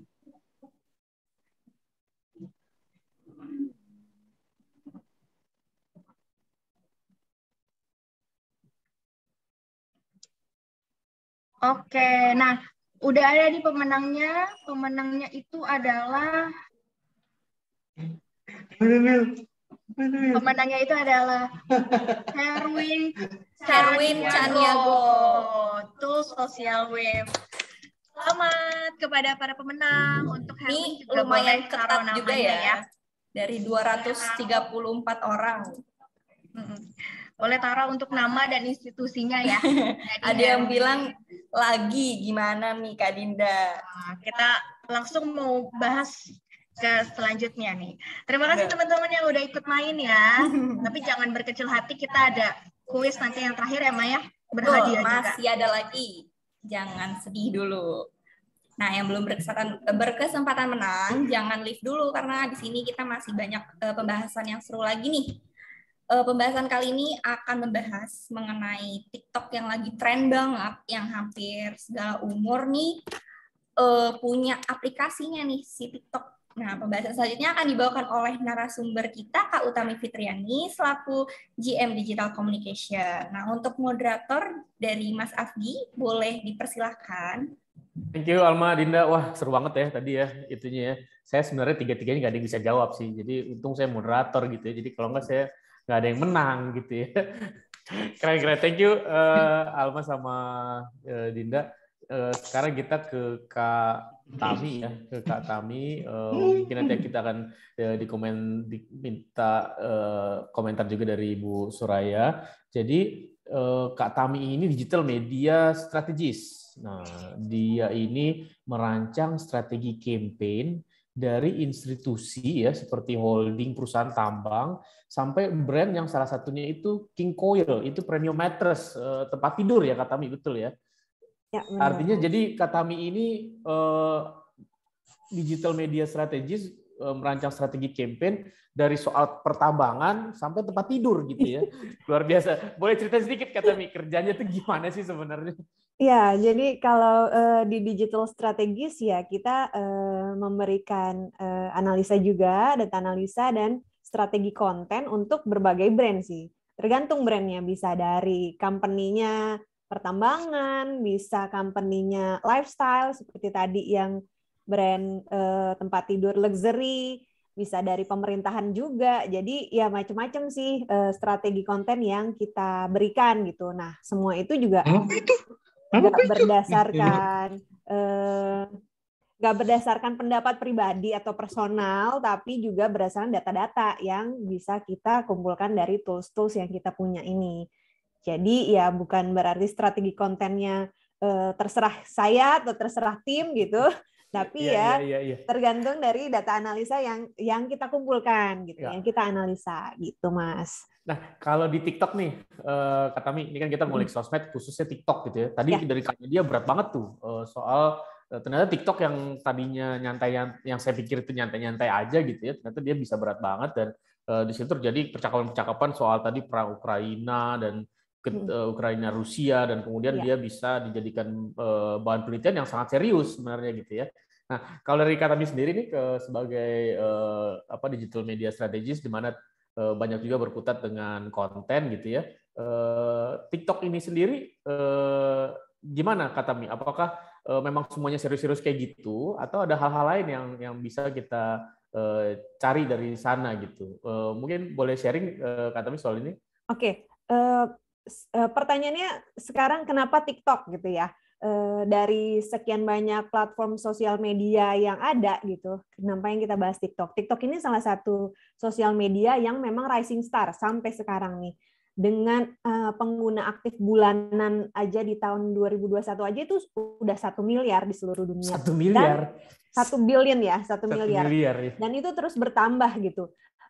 Dan TikTok ini juga berevolusi, maksudnya kalau dulu kita kenalnya no judgment ya, yang main TikTok dari dulu buat joget-joget ya. Kalau dulu memang buat trending dance gitu, buat joget-joget, mungkin nggak ada faedahnya kalau orang-orang lihat ya. Nah sekarang ini TikTok juga sudah berevolusi dari segi pengguna dan dari segi konten. Walaupun di 37% dan 40% penggunanya memang usianya tuh dari umur 13 tahun sampai 24 tahun, paling banyak ya. Saya di atas masuk dong Kak Tami kalau gitu. Nah, tapi jangan sedih, ada sedih ya. Ada 8%-nya itu umur 35 sampai 41. Dan masuk juga kata Tami. Aduh, belum masuk ternyata 3%-nya itu 45 itu aja tahun 8% ya. Tapi yang menarik adalah TikTok ini pengguna usia lebih tuanya juga semakin berkembang gitu. Karena memang kontennya juga bukan hanya joget-joget kayak tadi, bahkan kayak brand, company mulai dari company tambang, kepolisian, pemerintahan sampai media online pun sekarang sudah punya akun TikTok. Nah, tapi yang menarik lagi dari 95% penggunanya memang hanya scrolling untuk melihat video atau video FYP ya, for your page. Terus sisanya nge-likes, nge-share, terus nge-share-nya bisa cross-platform. Jadi sebenarnya hal yang viral di TikTok bisa viral di Twitter, bisa viral di Instagram, itu karena sharing-sharing tadi. Tapi yang lucu adalah hanya 9% dari keseluruhan pengguna yang menjadi konten kreator. Jadi sebenarnya kesempatan untuk menjadi konten kreator yang berbobot ya, maksudnya di luar yang joget-joget kayak maksudnya 42 tahun plus gitu ya. Itu kan bisa berbobot aja. ya, udah bapak-bapak gitu ya. Berbobot secara usia ya. Maksudnya konten-kontennya bisa variatif. Sekarang itu base konten yang ada di TikTok itu yang pertama base kontennya itu behind the scene. Jadi pengguna TikTok itu seneng banget atau suka banget melihat behind the face atau behind the brand gitu. Jadi orang siapa sih real person atau orang-orang yang ada di balik brand atau ada di balik company gitu. Misalnya kayak perusahaan apa ya, Pertamina atau Freeport, dia mengangkat konten-konten soal live at company-nya, kayak culture company-nya. Bisa kegiatan perusahaannya, terus kegiatan orang-orangnya, kegiatan BOD-nya. Jadi kita bisa ngelihat secara langsung siapa sih sosok real person di balik konten ini gitu. Jadi lebih humanis ya. Jadi kayak beneran orang, bukan bot atau bukan sekedar admin gitu.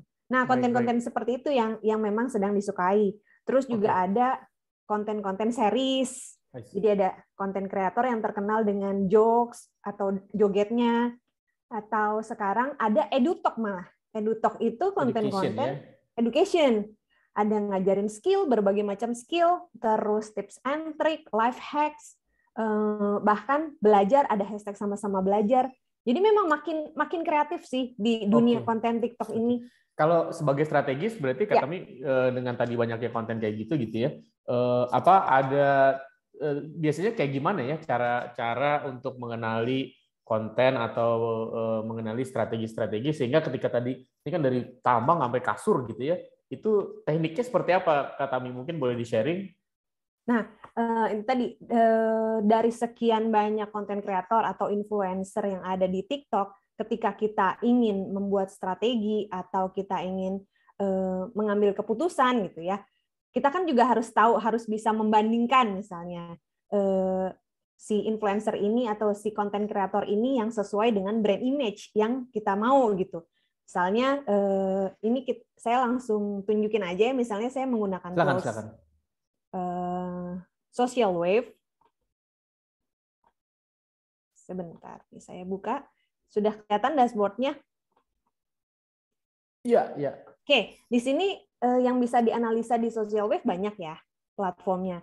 Ada Facebook, Twitter, Instagram, YouTube, sampai TikTok. Nah, karena kita lagi ngebahas TikTok nih, saya buka dashboard-nya TikTok. Nah, mungkin teman-teman, ini aku ngambil contoh kasus aja ya. Mungkin teman-teman di sini familiar sama game online atau suka main game online, terus dan udah terpapar e-sport atau mungkin ada yang jadi atlet e-sport.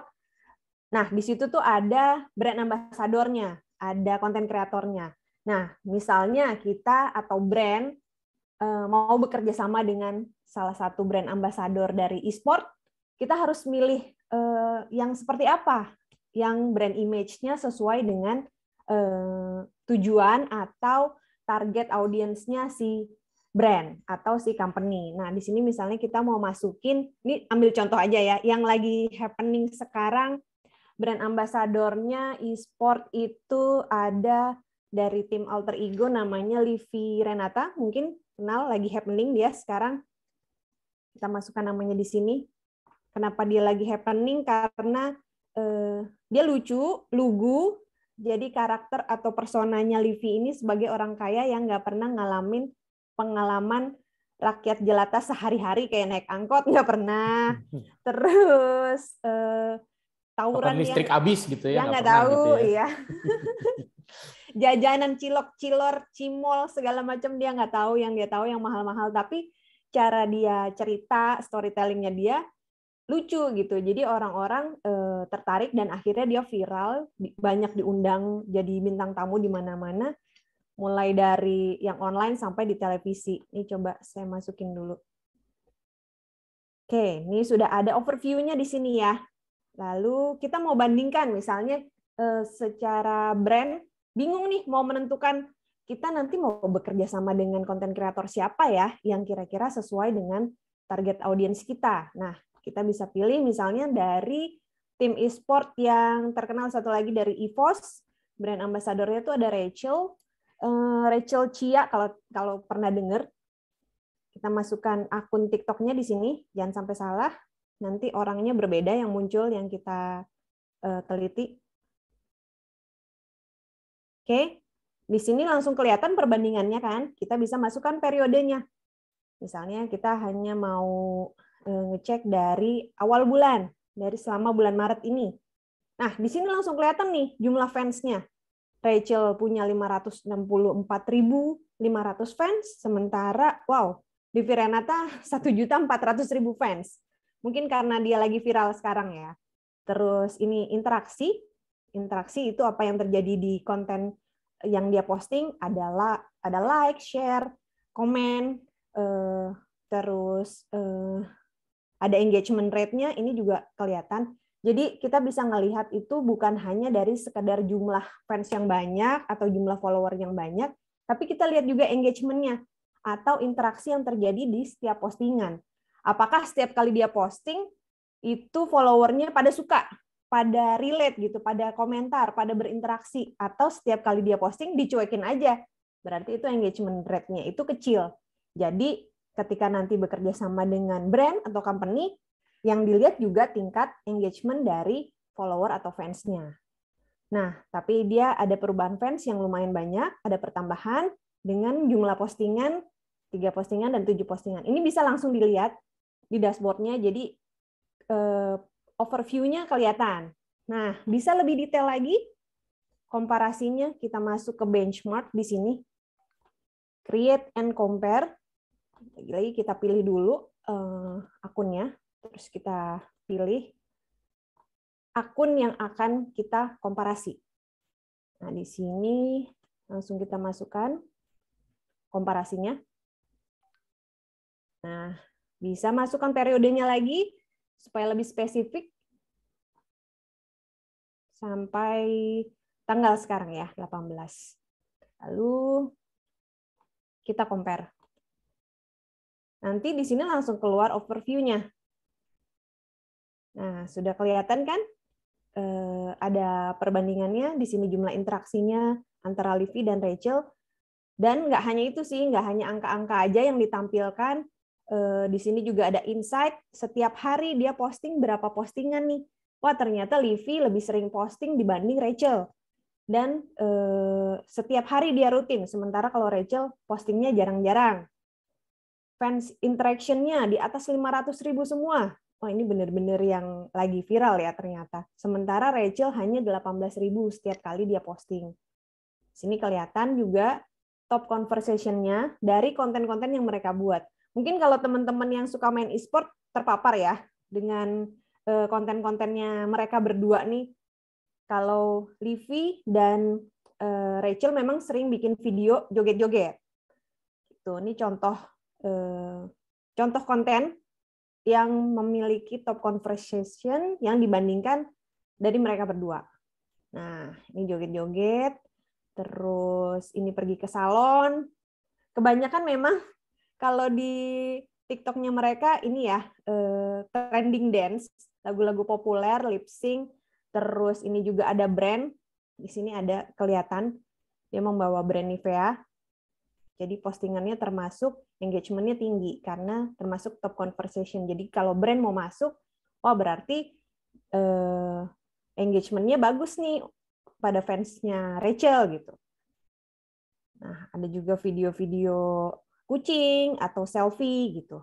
Dari Berarti di sini bisa komparasi gitu ya kata. Ya. Jadi misalnya kalau tadi kalau brand mau cari influencer gitu kan. Terus kita bisa lihat tuh influencernya kayak gimana sih karakter influencernya. Nah, itu yang dianalisa sama digital media strategis gitu ya. Sehingga bisa kasih suggest ke brand itu siapa nih yang lebih cocok untuk karakter brand itu sendiri gitu ya. Atau apakah dia juga udah pernah jadi brand ambassador dari kompetitor misalnya kayak tadi di sini ada Nivea ya kalau nggak salah ya. Di sini artinya ada kalau kompetitor Nivea itu nggak mungkin belum bisa jadi dia pakai atau bisa jadi enggak gitu ya. Benar. Gitu ya. Dia bisa punya Iya. Berarti kalau kepoin pacar juga bisa dong kayak gini nih. Bisa dong. Oh bisa ya. Tapi nggak bisa jadi bahan penelitian. Tapi buat apa ya? Buat personal itu ya. Buat apa ya? Bisa. Iya. Nah, jadi kalau ini sendiri, ini kan tadi komparasi ya. Komparasi. Artinya bisa semua ya. Artinya bukan hanya apapun. Personal, tapi misalnya kita bisa mengkomparasi juga. Kalau saya adalah punya produk, saya mau komparasi produk yang jadi kompetitor saya misalnya gitu. Itu bisa juga ya berarti ya. Bisa juga. Jadi nggak cuma karakter maupun influencer ya. Jadi ketika kita ditanya klien, kita nggak menjawab dengan referensi personal kita. Misalnya, saya mau bekerja sama dengan brand ambassador e-sport yang lagi terkenal siapa ya gitu. Asal sebut aja karena saya suka kontennya. Ya nggak begitu, tapi kita harus bicara dengan data gitu. Makanya ini kita langsung komparasi dan kita bisa ngasih jawaban yang berdasarkan data gitu. Iya, basisnya data gitu ya. Iya. Nah, ini juga bisa kita buat nggak cuma influencer ya, kita bisa masukin juga kayak misalnya kita mau meneliti publisher atau media online. Sekarang udah banyak banget yang punya akun TikTok misalnya ya, narasi. Kita mau lihat ketika kita mau bikin strategi konten untuk jadi kompetitornya narasi, konten-konten seperti apa ya yang harus kita buat gitu dan yang works, yang disukai sama pengguna TikTok gitu, yang sesuai dengan target audience tentunya. Misalnya kita cari di sini ada narasi, kita masukkan ke dashboard kita untuk kita lihat performance-nya. Nah, di sini langsung kelihatan overview-nya, interaksinya, engagement rate-nya hampir 2% setiap kali postingan dan jumlah postingannya 26. Memang kalau media online karena sudah terschedule sesuai jadwal, jadi postingannya lebih banyak pasti dalam sehari. Dan ini fans-nya sudah mencapai 2.600.000 fans. Di sini bisa langsung kita lihat data. Nah, langsung kelihatan nih best kontennya dari periode. Misalnya kita masukkan dulu periodenya ya. Periode bulan Maret deh. Sampai tanggal 18 kita filter. Best kontennya seperti apa sih? Oh, ternyata di narasi base kontennya adalah konten-konten yang program yang dia buat nih, namanya juga live, yang ada konten kreatornya, khas narasi ya, anak-anak muda, terus ngomongin hidden gem-nya ternyata kasur, karena udah kecapean kerja, biasanya anak milenial atau Gen Z yang baru mulai kerja. Itu bisa buat jualan kasur tuh ya, kata Mi, sesuai dengan kliennya kata Mi ya. Nah, ternyata hidden gem-nya adalah kasur sendiri. Cuma butuh rebahan ya kalau anak sekarang.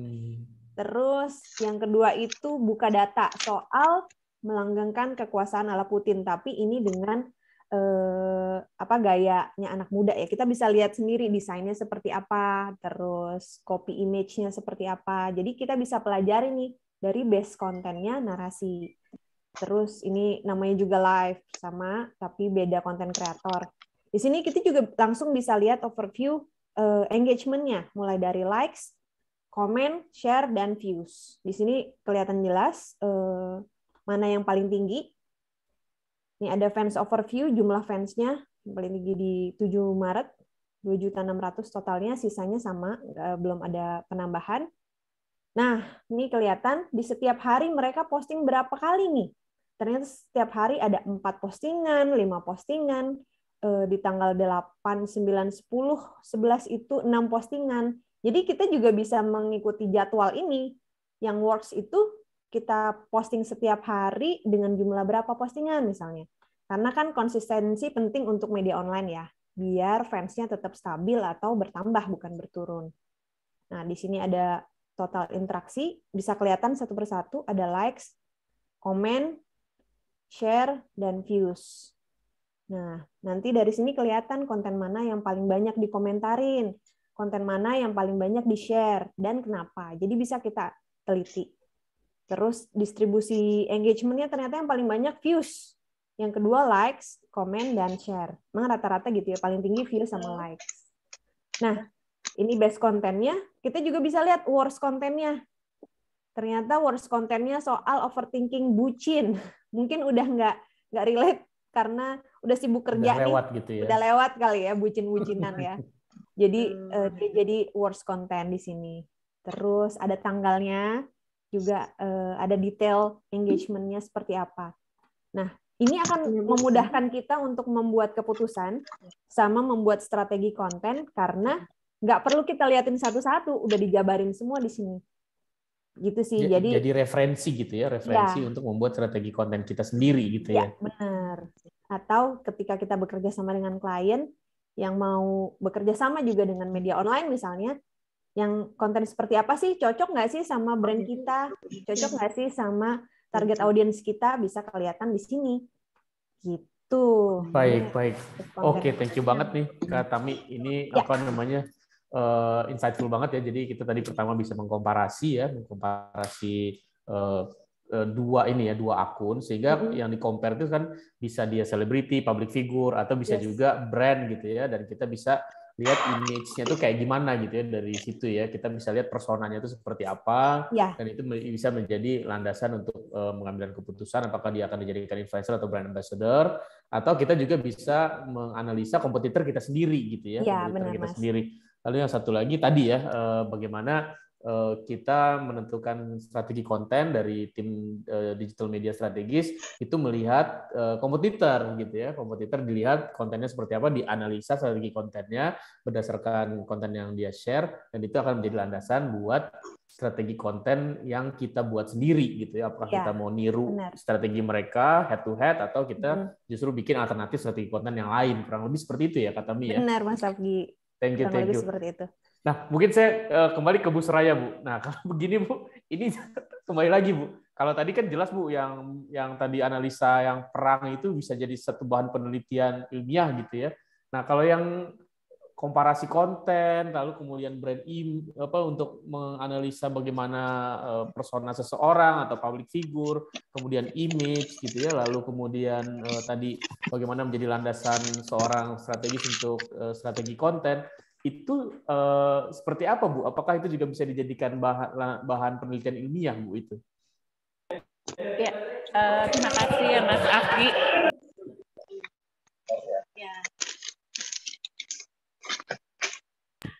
Sorry sebentar. Makasih juga tadi ya Mbak Utami. Sebenarnya udah selesai tuh skripsinya Mbak Tami. Langsung sidang ya. Iya betul gitu. Jadi gini, sebenarnya tadi ada satu yang curiosity saya gitu ya. Tadi keywordnya adalah bahwa dalam content analysis itu ada kategorisasinya Mbak Tami. Jadi kalau misalnya tadi mungkin kita mau meneliti tentang influencer ya, atau brand ambassador, atau apalah itu namanya. Kalau saya larinya mungkin ke personal branding, karena ini hampir mirip seperti social media monitoring ya.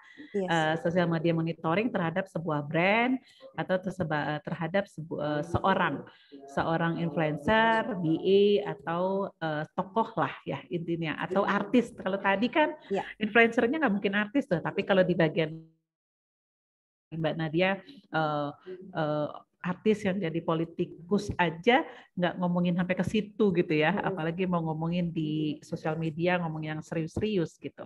Nah, kalau yang ini udah jelas artis yang influencer ya, yang memang yang diteliti gitu. Ini sebenarnya sah-sah saja, masih dalam ranah content analysis ya. Tapi itu tadi, jadi kalau misalnya gini Mbak Nadia, apakah tools itu bisa nggak ngelihat elemen-elemen dari personal branding itu, misalnya ada personality, ya, distinctiveness misalnya, visibility, konten yang visibility dari si akun TikTok tuh yang mana aja sih gitu. Yang gambar atau akun TikTok yang bukan akun ya, postingan yang unity itu yang kayak apa sih gitu. Kan unsur-unsur atau elemen-elemen personal branding kan yang kayak gitu tuh. Yang persistence, goodwill, personality, distinctiveness kayak gitu tuh. Itu bisa nggak ya di grab gitu ya, sehingga kita tahu nih si influencer ini punya personality yang kayak gimana, kan gitu ya. Yang distinktifnya itu kayak gimana gitu. Unity, persistence, sehingga dia memang cocok jadi BA-nya Nivea gitu misalnya tadi. Itu kan. Nah, itu kalau kita melihat dari teorinya personal branding, unsur-unsur personal branding. Beda lagi teori dari kategorisasi influencer atau endorser ya, dalam hal ini endorser ya kalau di produk ya, endorser atau brand ambassador. Jadi kita bisa melihat apakah si influencer yang TikTok tadi itu di e-sport itu apakah memang masuk sebagai endorser atau influencer. Maka kita bisa melihat kategorisasi dari influencer tadi. Apakah masuk, sebenarnya ada trustworthiness, terus credibility, terus daya tarik, itu salah satu dari bagian dari unsur-unsur influencer. Nah, jadi postingan-postingan tersebut mencerminkan itu enggak gitu. Mana yang mencerminkan trustworthiness, credibility, daya tarik. Karena daya tarik itu kan bisa seperti apa ya, fisik, ya kan, cantik, ganteng tadi gitu kan. Nah, itu sebenarnya mirip kayak di personal branding itu personality ya. Nah, kayak gitu. Apakah tools itu juga bisa sampai ke situ gitu? Nah, atau memang secara manual nih, kita tadi udah grab ya, itu secara manual. Persoalan lain kalau kita mau compare, ya kan. Jadi personality siapa nih yang kuat, ya kan? Si Livi apa si Rachel, kan gitu. Nah, jadi terus persistennya siapa sih yang kuat gitu? Karena ketika dia jadi brand ambassador itu kan harus sama dengan product knowledge-nya, ya kan? Nah, jadi kalau personal branding atau influencer dari teorinya tersebut betul-betul memang bawaan personality dari brand ambassador-nya atau influencer-nya sesuai dengan product knowledge dari brand-nya.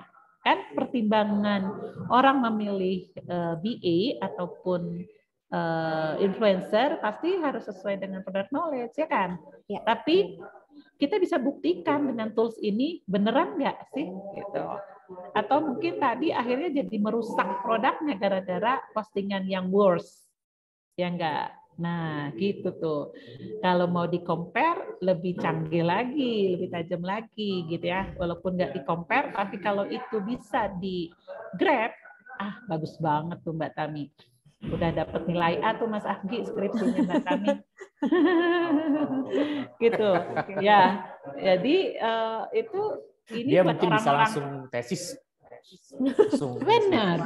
Jadi ya compare gitu ya. Dia ingin buktikan bahwa pemilihan brand ambassador-nya Nivea itu benar cocok atau ternyata enggak gitu. Karena personality-nya enggak cocok gitu kan. Visibility-nya enggak cocok gitu. Ya kan. Ya asal jangan dimarahin nanti media wave-nya. Sama perusahaannya sama brand-nya. Tapi untuk sekedar itu sebagai sebuah penelitian, sebagai riset, nggak apa-apa gitu kan, malah justru lebih bagus. Tapi berbeda dengan posisi media wave sebagai konsultan, ya nggak bisa, ya kan, wani piro gitu, siapa yang bayar itu yang harus dikasih kan gitu ya. Tapi kalau itu sebagai riset sah-sah saja, ya kan. Kita betul-betul karena dari sisi akademisi dia harus sebagaimana adanya gitu, harus ditahu. Jadi kita bisa tahu bahwa sebenarnya ini nggak cocok nih jadi brand ambassador-nya gitu. Kita bisa tahu ya kan, Lux dari dulu itu selalu menentukan bahwa yang namanya cantik gitu kan, itu adalah cerminan dari Lux. Jadi dia akan memilih artis-artis influencernya, endorsernya yang cantik-cantik gitu. Tapi cantik muka belum tentu dari dalam kan. Alat ukurnya yang cantik menurut Lux itu seperti apa? Nah gitu. Gitu. Mudah-mudahan sih bisa ya ke situ ya Mas Afki, Mbak Tami. Baik Bu. Jadi saya kira tadi pertama kan begini Bu ya. Kalau jadi kita bicara di sini lebih ke ini ya, apa namanya, topiknya ya, topik untuk penelitiannya ya. Model seperti itu bisa menjadi bahan penelitian. Lalu topiknya apa? Misalnya kita pakai pendekatan personal branding misalnya gitu ya. Personal branding itu bisa menjadi pendekatan untuk kita mengambil topik penelitian. Lalu kemudian kita mesti lihat lagi tadi ya, misalnya beberapa apa namanya penanda-penandanya ya, misalnya distinctiveness dan lain-lain itu ya. Lalu kemudian bisa juga kita pakai pendekatan dengan kategorisasi misalnya gitu ya. Nah itu bisa dijadikan landasan untuk sebuah penelitian gitu ya, penelitian. Jadi bagaimana kita tadi melihat akun TikTok dari baik itu dari influencer tadi ya, dari dua artis itu, kita bisa tentukan nih seperti apa nih nanti apa namanya pendekatan yang kita gunakan sehingga dia menjadi bahan sebuah penelitian gitu. Artinya kan seger juga ya nelitinya, yang diteliti tadi kan apa namanya cantik-cantik gitu kan. Mungkin bisa nanti TikToknya akun-akun opanya Korea misalnya gitu kan, jadi seger gitu daripada tadi mungkin meneliti soal perang misalnya gitu, capek mungkin gitu, walaupun dia tetap bisa digunakan sebagai apa namanya topik penelitian ilmiah, kurang lebih seperti itu ya Bu Suraya ya. Baik, kalau begitu terima kasih banyak atas waktunya untuk Kak Utami Fitriani dan Ibu Dr. Suraya dalam webinar ini. Ini sangat bermanfaat sekali tentunya buat kami. Nah, tapi untuk para peserta, di sini ada teman-teman dari akademisi, ada teman-teman mahasiswa, dan ada teman-teman dari para praktisi juga. Itu masih ada lagi dari Kak Alma dan Kak Adinda nih untuk kejutan-kejutan berikutnya ya, Kak Alma dan Kak Adinda. Atau Kak Alma suaranya mana nih Kak Alma? Iya, Mas Afgi. Oh, masih ada ya. Teman-teman sebagai info yang bertanya itu bisa dapat Rp50.000 ya. Jadi kita udah pilih 2 pertanyaan nih. Oke, silakan. Nah, pertanyaan pertama itu ada dari Kak Yola Amalia dari Ilmu Komunikasi UPI. Untuk Kak Utami, biasanya untuk mendapat banyak engagement itu ada waktu khusus dalam memposting konten untuk aplikasi TikTok. Biasanya tuh kapan sih hari dan waktu spesifiknya, dan adakah tips untuk masuk FYP ini? Gimana nih Kak Utami? Nah, oke. Kalau itu kita lihat dulu konten seperti apa yang mau dibuat ya. Maksudnya itu bisa disesuaikan sebenarnya. Tapi memang ngelihatnya nggak cuma sesimpel kita testing postingan, kita posting pagi rame nggak, kita posting sore rame nggak sesederhana itu juga. Kita lihat juga jenis kontennya seperti apa. Apakah yang tadi trending dance, apakah edu talk, atau apakah episodik atau series. Nah, dari situ kita lihat target audiens yang kita tuju yang seperti apa juga. Nah, dari situ baru kita bisa bikin konten dengan schedule yang sudah kita teliti dari datanya. Kita juga bisa melakukan A/B testing. Pertama kita posting dulu satu konten, organik dulu, kita lihat perkembangannya gimana, dan itu ngelihatnya juga nggak cuma sehari biasanya ya. Kita lihat setelah beberapa hari, biasanya baru kelihatan datanya, rame atau enggaknya, tinggi atau rendah engagement-nya, gitu sih. Jadi sebenarnya banyak faktor untuk bisa ini konten berhasil atau tidak gitu. Dan lagi juga harus disesuaikan dengan apa yang mau kita sampaikan gitu, sesuai dengan brand image yang kita mau sampaikan dari konten kita gitu. Kita mau segmented misalnya ke pengguna e-sport atau pemain game online, tapi kita postingnya konten-konten trending dance doang, atau edukasi tapi yang nggak berhubungan, ya nggak bisa juga. Mau kita sering posting pun di jam yang sudah sesuai dengan analisa pun nggak akan works gitu. Nah itu tadi, makanya harus kita tentukan dulu target audiensnya siapa, brand image yang kita tuju siapa, dan konten seperti apa yang mau kita buat.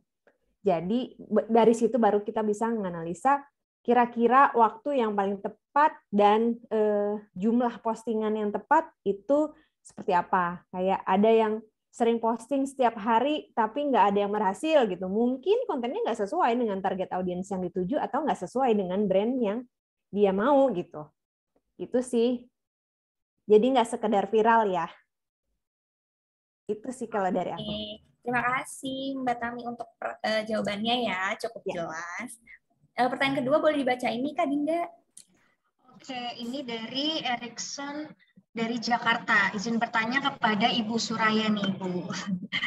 Pertanyaannya cukup agak panjang, yaitu bagaimana seharusnya kami generasi Z atau mahasiswa sebagai agen perubahan bisa membangun kompetensi dalam jangka panjang di bidang menganalisa konten digital di dunia pendidikan di era industri 5.0 dan pandemi COVID-19 ini, serta dalam menghadapi bonus demografi yang akan datang di tahun 2030. Untuk jawabannya dipersilakan Ibu Suraya. Ini seperti menjawab forum Bu ya, forum kuliah Bu ya. Enak juga kayaknya tinggal copy paste. Kayaknya kalau bagian saya berat-berat banget nih Mas Afki. Ya. Halo, Bu, pastinya ya. Bu. Soalnya kita nggak ada yang bisa jawab Bu. mohon maaf. Oke. Jadi gini, sebagai seorang generasi muda, generasi Z dan sebagainya ya, tentu yang paling pertama adalah harus bisa berpikir kreatif gitu ya. Berpikir kreatif artinya Anda bisa menjadi konten kreator yang kreatif gitu. Anda sekarang jadi konten kreator pasti di sosial medianya masing-masing. Tapi apakah konten tersebut memang bermanfaat? Apakah konten tersebut memang benar-benar baik gitu kan ya? Itu yang harus jadi pertimbangan. Nah, akhirnya kreativitas itulah yang harusnya jadi dikedepankan gitu ya. Selain pertimbangan-pertimbangan akal dan budi hati nurani ya dalam memposting setiap konten kreatif tadi itu yang pertama pastinya. Yang kedua harus berpikir kritis gitu. Berpikir kritis dalam hal ini adalah bahwa Anda bisa peduli dengan lingkungan Anda. Lingkungan dalam hal ini pastinya lingkungan yang nyata dan lingkungan dunia maya gitu. Jadi harus Anda bisa peduli bahwa berpikir kritis bahwa hal ini ada yang nggak baik, hal ini tidak sesuai dengan koridornya misalnya, maka konten-konten yang ada di sosial media Anda tugasnya tentunya untuk meluruskan ya, mengadvokasi tentunya sehingga Anda bisa eksis di sosial media, eksis sebagai generasi muda yang smart pastinya, bukan pinter ya, tapi smart gitu. Karena smart itu pasti ada dalam IQ, EQ dan SQ pasti itu smart gitu. Jadi smartlah bersosial media, itu yang paling penting. Itu aja mungkin ya dari saya. Mudah-mudahan terjawab pertanyaannya ya Mbak Adinda. Makasih banyak. Terima kasih banyak Bu Suraya. Terima kasih Bu Suraya, jawabannya sangat luar biasa Ibu. Oke, terima kasih juga kepada Kak Utami Fitriani selaku GM Digital Communication, terus Ibu Dr. Suraya dan Mas Afki sebagai moderator yang telah menjawab pertanyaan tadi. Sangat hebat dan pertanyaan-pertanyaan yang ditanyakan juga sangat luar biasa ya, Kak Tami dan Ibu Suraya. Oke. Untuk teman-teman yang mungkin lagi magang atau yang sudah punya brand sendiri, tadi seperti yang sudah dikatakan oleh Kak Tami sendiri, coba untuk menganalisa akun sosial media menggunakan social wave, karena dengan social wave itu kita bisa mengetahui sejauh mana brand kita dibandingkan dengan brand yang lainnya, atau mana saja konten-konten yang dapat berkembang atau yang lagi tren agar nanti engagement-nya lebih meningkat lagi pastinya. Pokoknya kalau ingin subscribe atau kepo bisa menggunakan tools media wave yang tadi yang telah kita sampaikan ya Alma ya. Betul. Nah, sebelum kita sampai ke penghujung acara, kita katanya ada satu pertanyaan ekstra lagi nih Alma ya, berhadiah ya. Ada dong, ini pertanyaan terakhir ya sebelum kita closing. Sebelum kita closing. Pertanyaannya mudah, cepet-cepetan ya, jawabnya di kolom chat. Pertanyaannya adalah tools apa yang bisa digunakan untuk menganalisis social media performance? Ayo Pak. Ayo. Sebenarnya banyak ya Alma ya? Sebenarnya banyak. tapi Jadi salah kalian satu ya? bebas. Iya, salah satu. Kalian bebas mau menjawabnya apa. Tools yang bisa digunakan untuk menganalisis social media performance. Ayo, cepet-cepetan jawabnya. Ini yang jawab media web belum tepat ya. Google Trend belum tepat. Belum tepat. Hampir mendekati.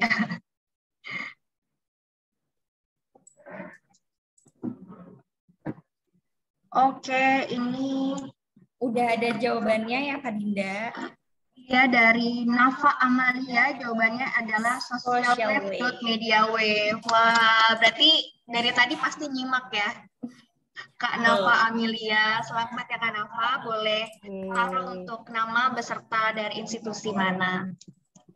Nah, teman-teman, kindly reminder untuk mengisi absen di link kolom chat yang akan berlaku selama 2 jam ke depan ya, sampai jam 6 sore. Dan diharap teman-teman jangan leave dulu nih dari grup WhatsApp, karena nanti sertifikat akan dikirimkan melalui WhatsApp grup. Oke.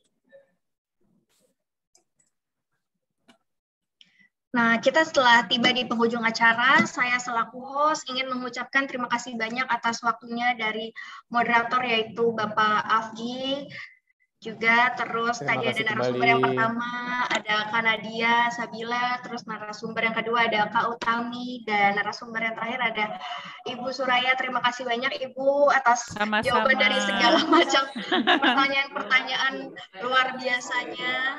Iya, audiensnya sangat luar biasa. Betul. Antusiasnya, wah. Dan untuk partisipan yang setelah join di Zoom ini, kalian semua luar biasa. Pokoknya dari Universitas dari Denpasar ada, Palembang ada, terus dari Malang ada. Pokoknya dari Lampung juga ada loh Kak Dinda. Apa? Dari Lampung juga ada. Dari Lampung, wah. Terima kasih telah menyempatkan waktunya hari ini ya, teman-teman semua. Semoga informasi yang kita share hari ini bermanfaat ya teman-teman. Mohon maaf jika kami selaku host ada kekurangan atau kesalahan. Semoga sehat-sehat terus semuanya dan sampai jumpa di webinar Ngulik Sosmed edisi berikutnya pada bulan Juni ya. Selamat sore teman-teman. Selamat sore teman-teman. Sampai jumpa. Terima kasih. Sampai jumpa. Terima kasih. Jangan lupa ya isi link absennya ya. Iya.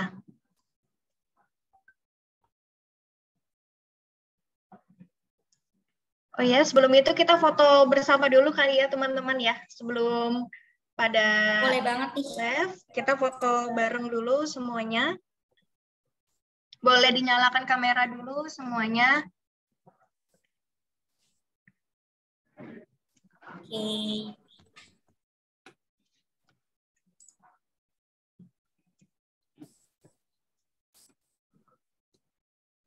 Oke, senyumnya mana nih teman-teman? Gaya bebas juga boleh kok teman-teman.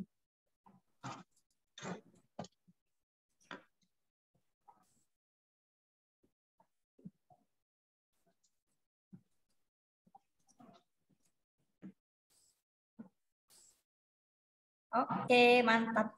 Oke, teman-teman. Terima kasih banyak ya teman-teman yang sudah join. Semoga kalian semua sehat selalu. Terima kasih semuanya. Terima kasih semuanya. Terima kasih. Selamat sore Sampai semua. jumpa. Sampai jumpa di bulan Juni. Selamat Kakak Sofyan. Kakak Sofyan.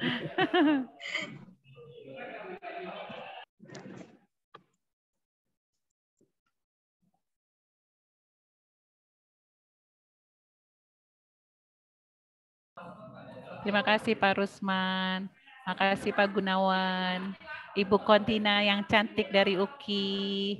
Terima kasih. Iya Bu, dari tadi aku mau negur tapi Ibu lagi asik menjawab. Saya dengerin asik banget iya, ya. Betul. Iya, nanti kita Terima ketemu kasih. lagi. Terima kasih Pak Iya, Muharram. Bu. Iya, terima kasih. Maaf Kak, ini absennya kok perlu izin ya? Iya, saya nggak bisa isi loh. Kenapa ya? Saya udah coba nih. Iya Kak. Oke, baik sebentar Ibu ya.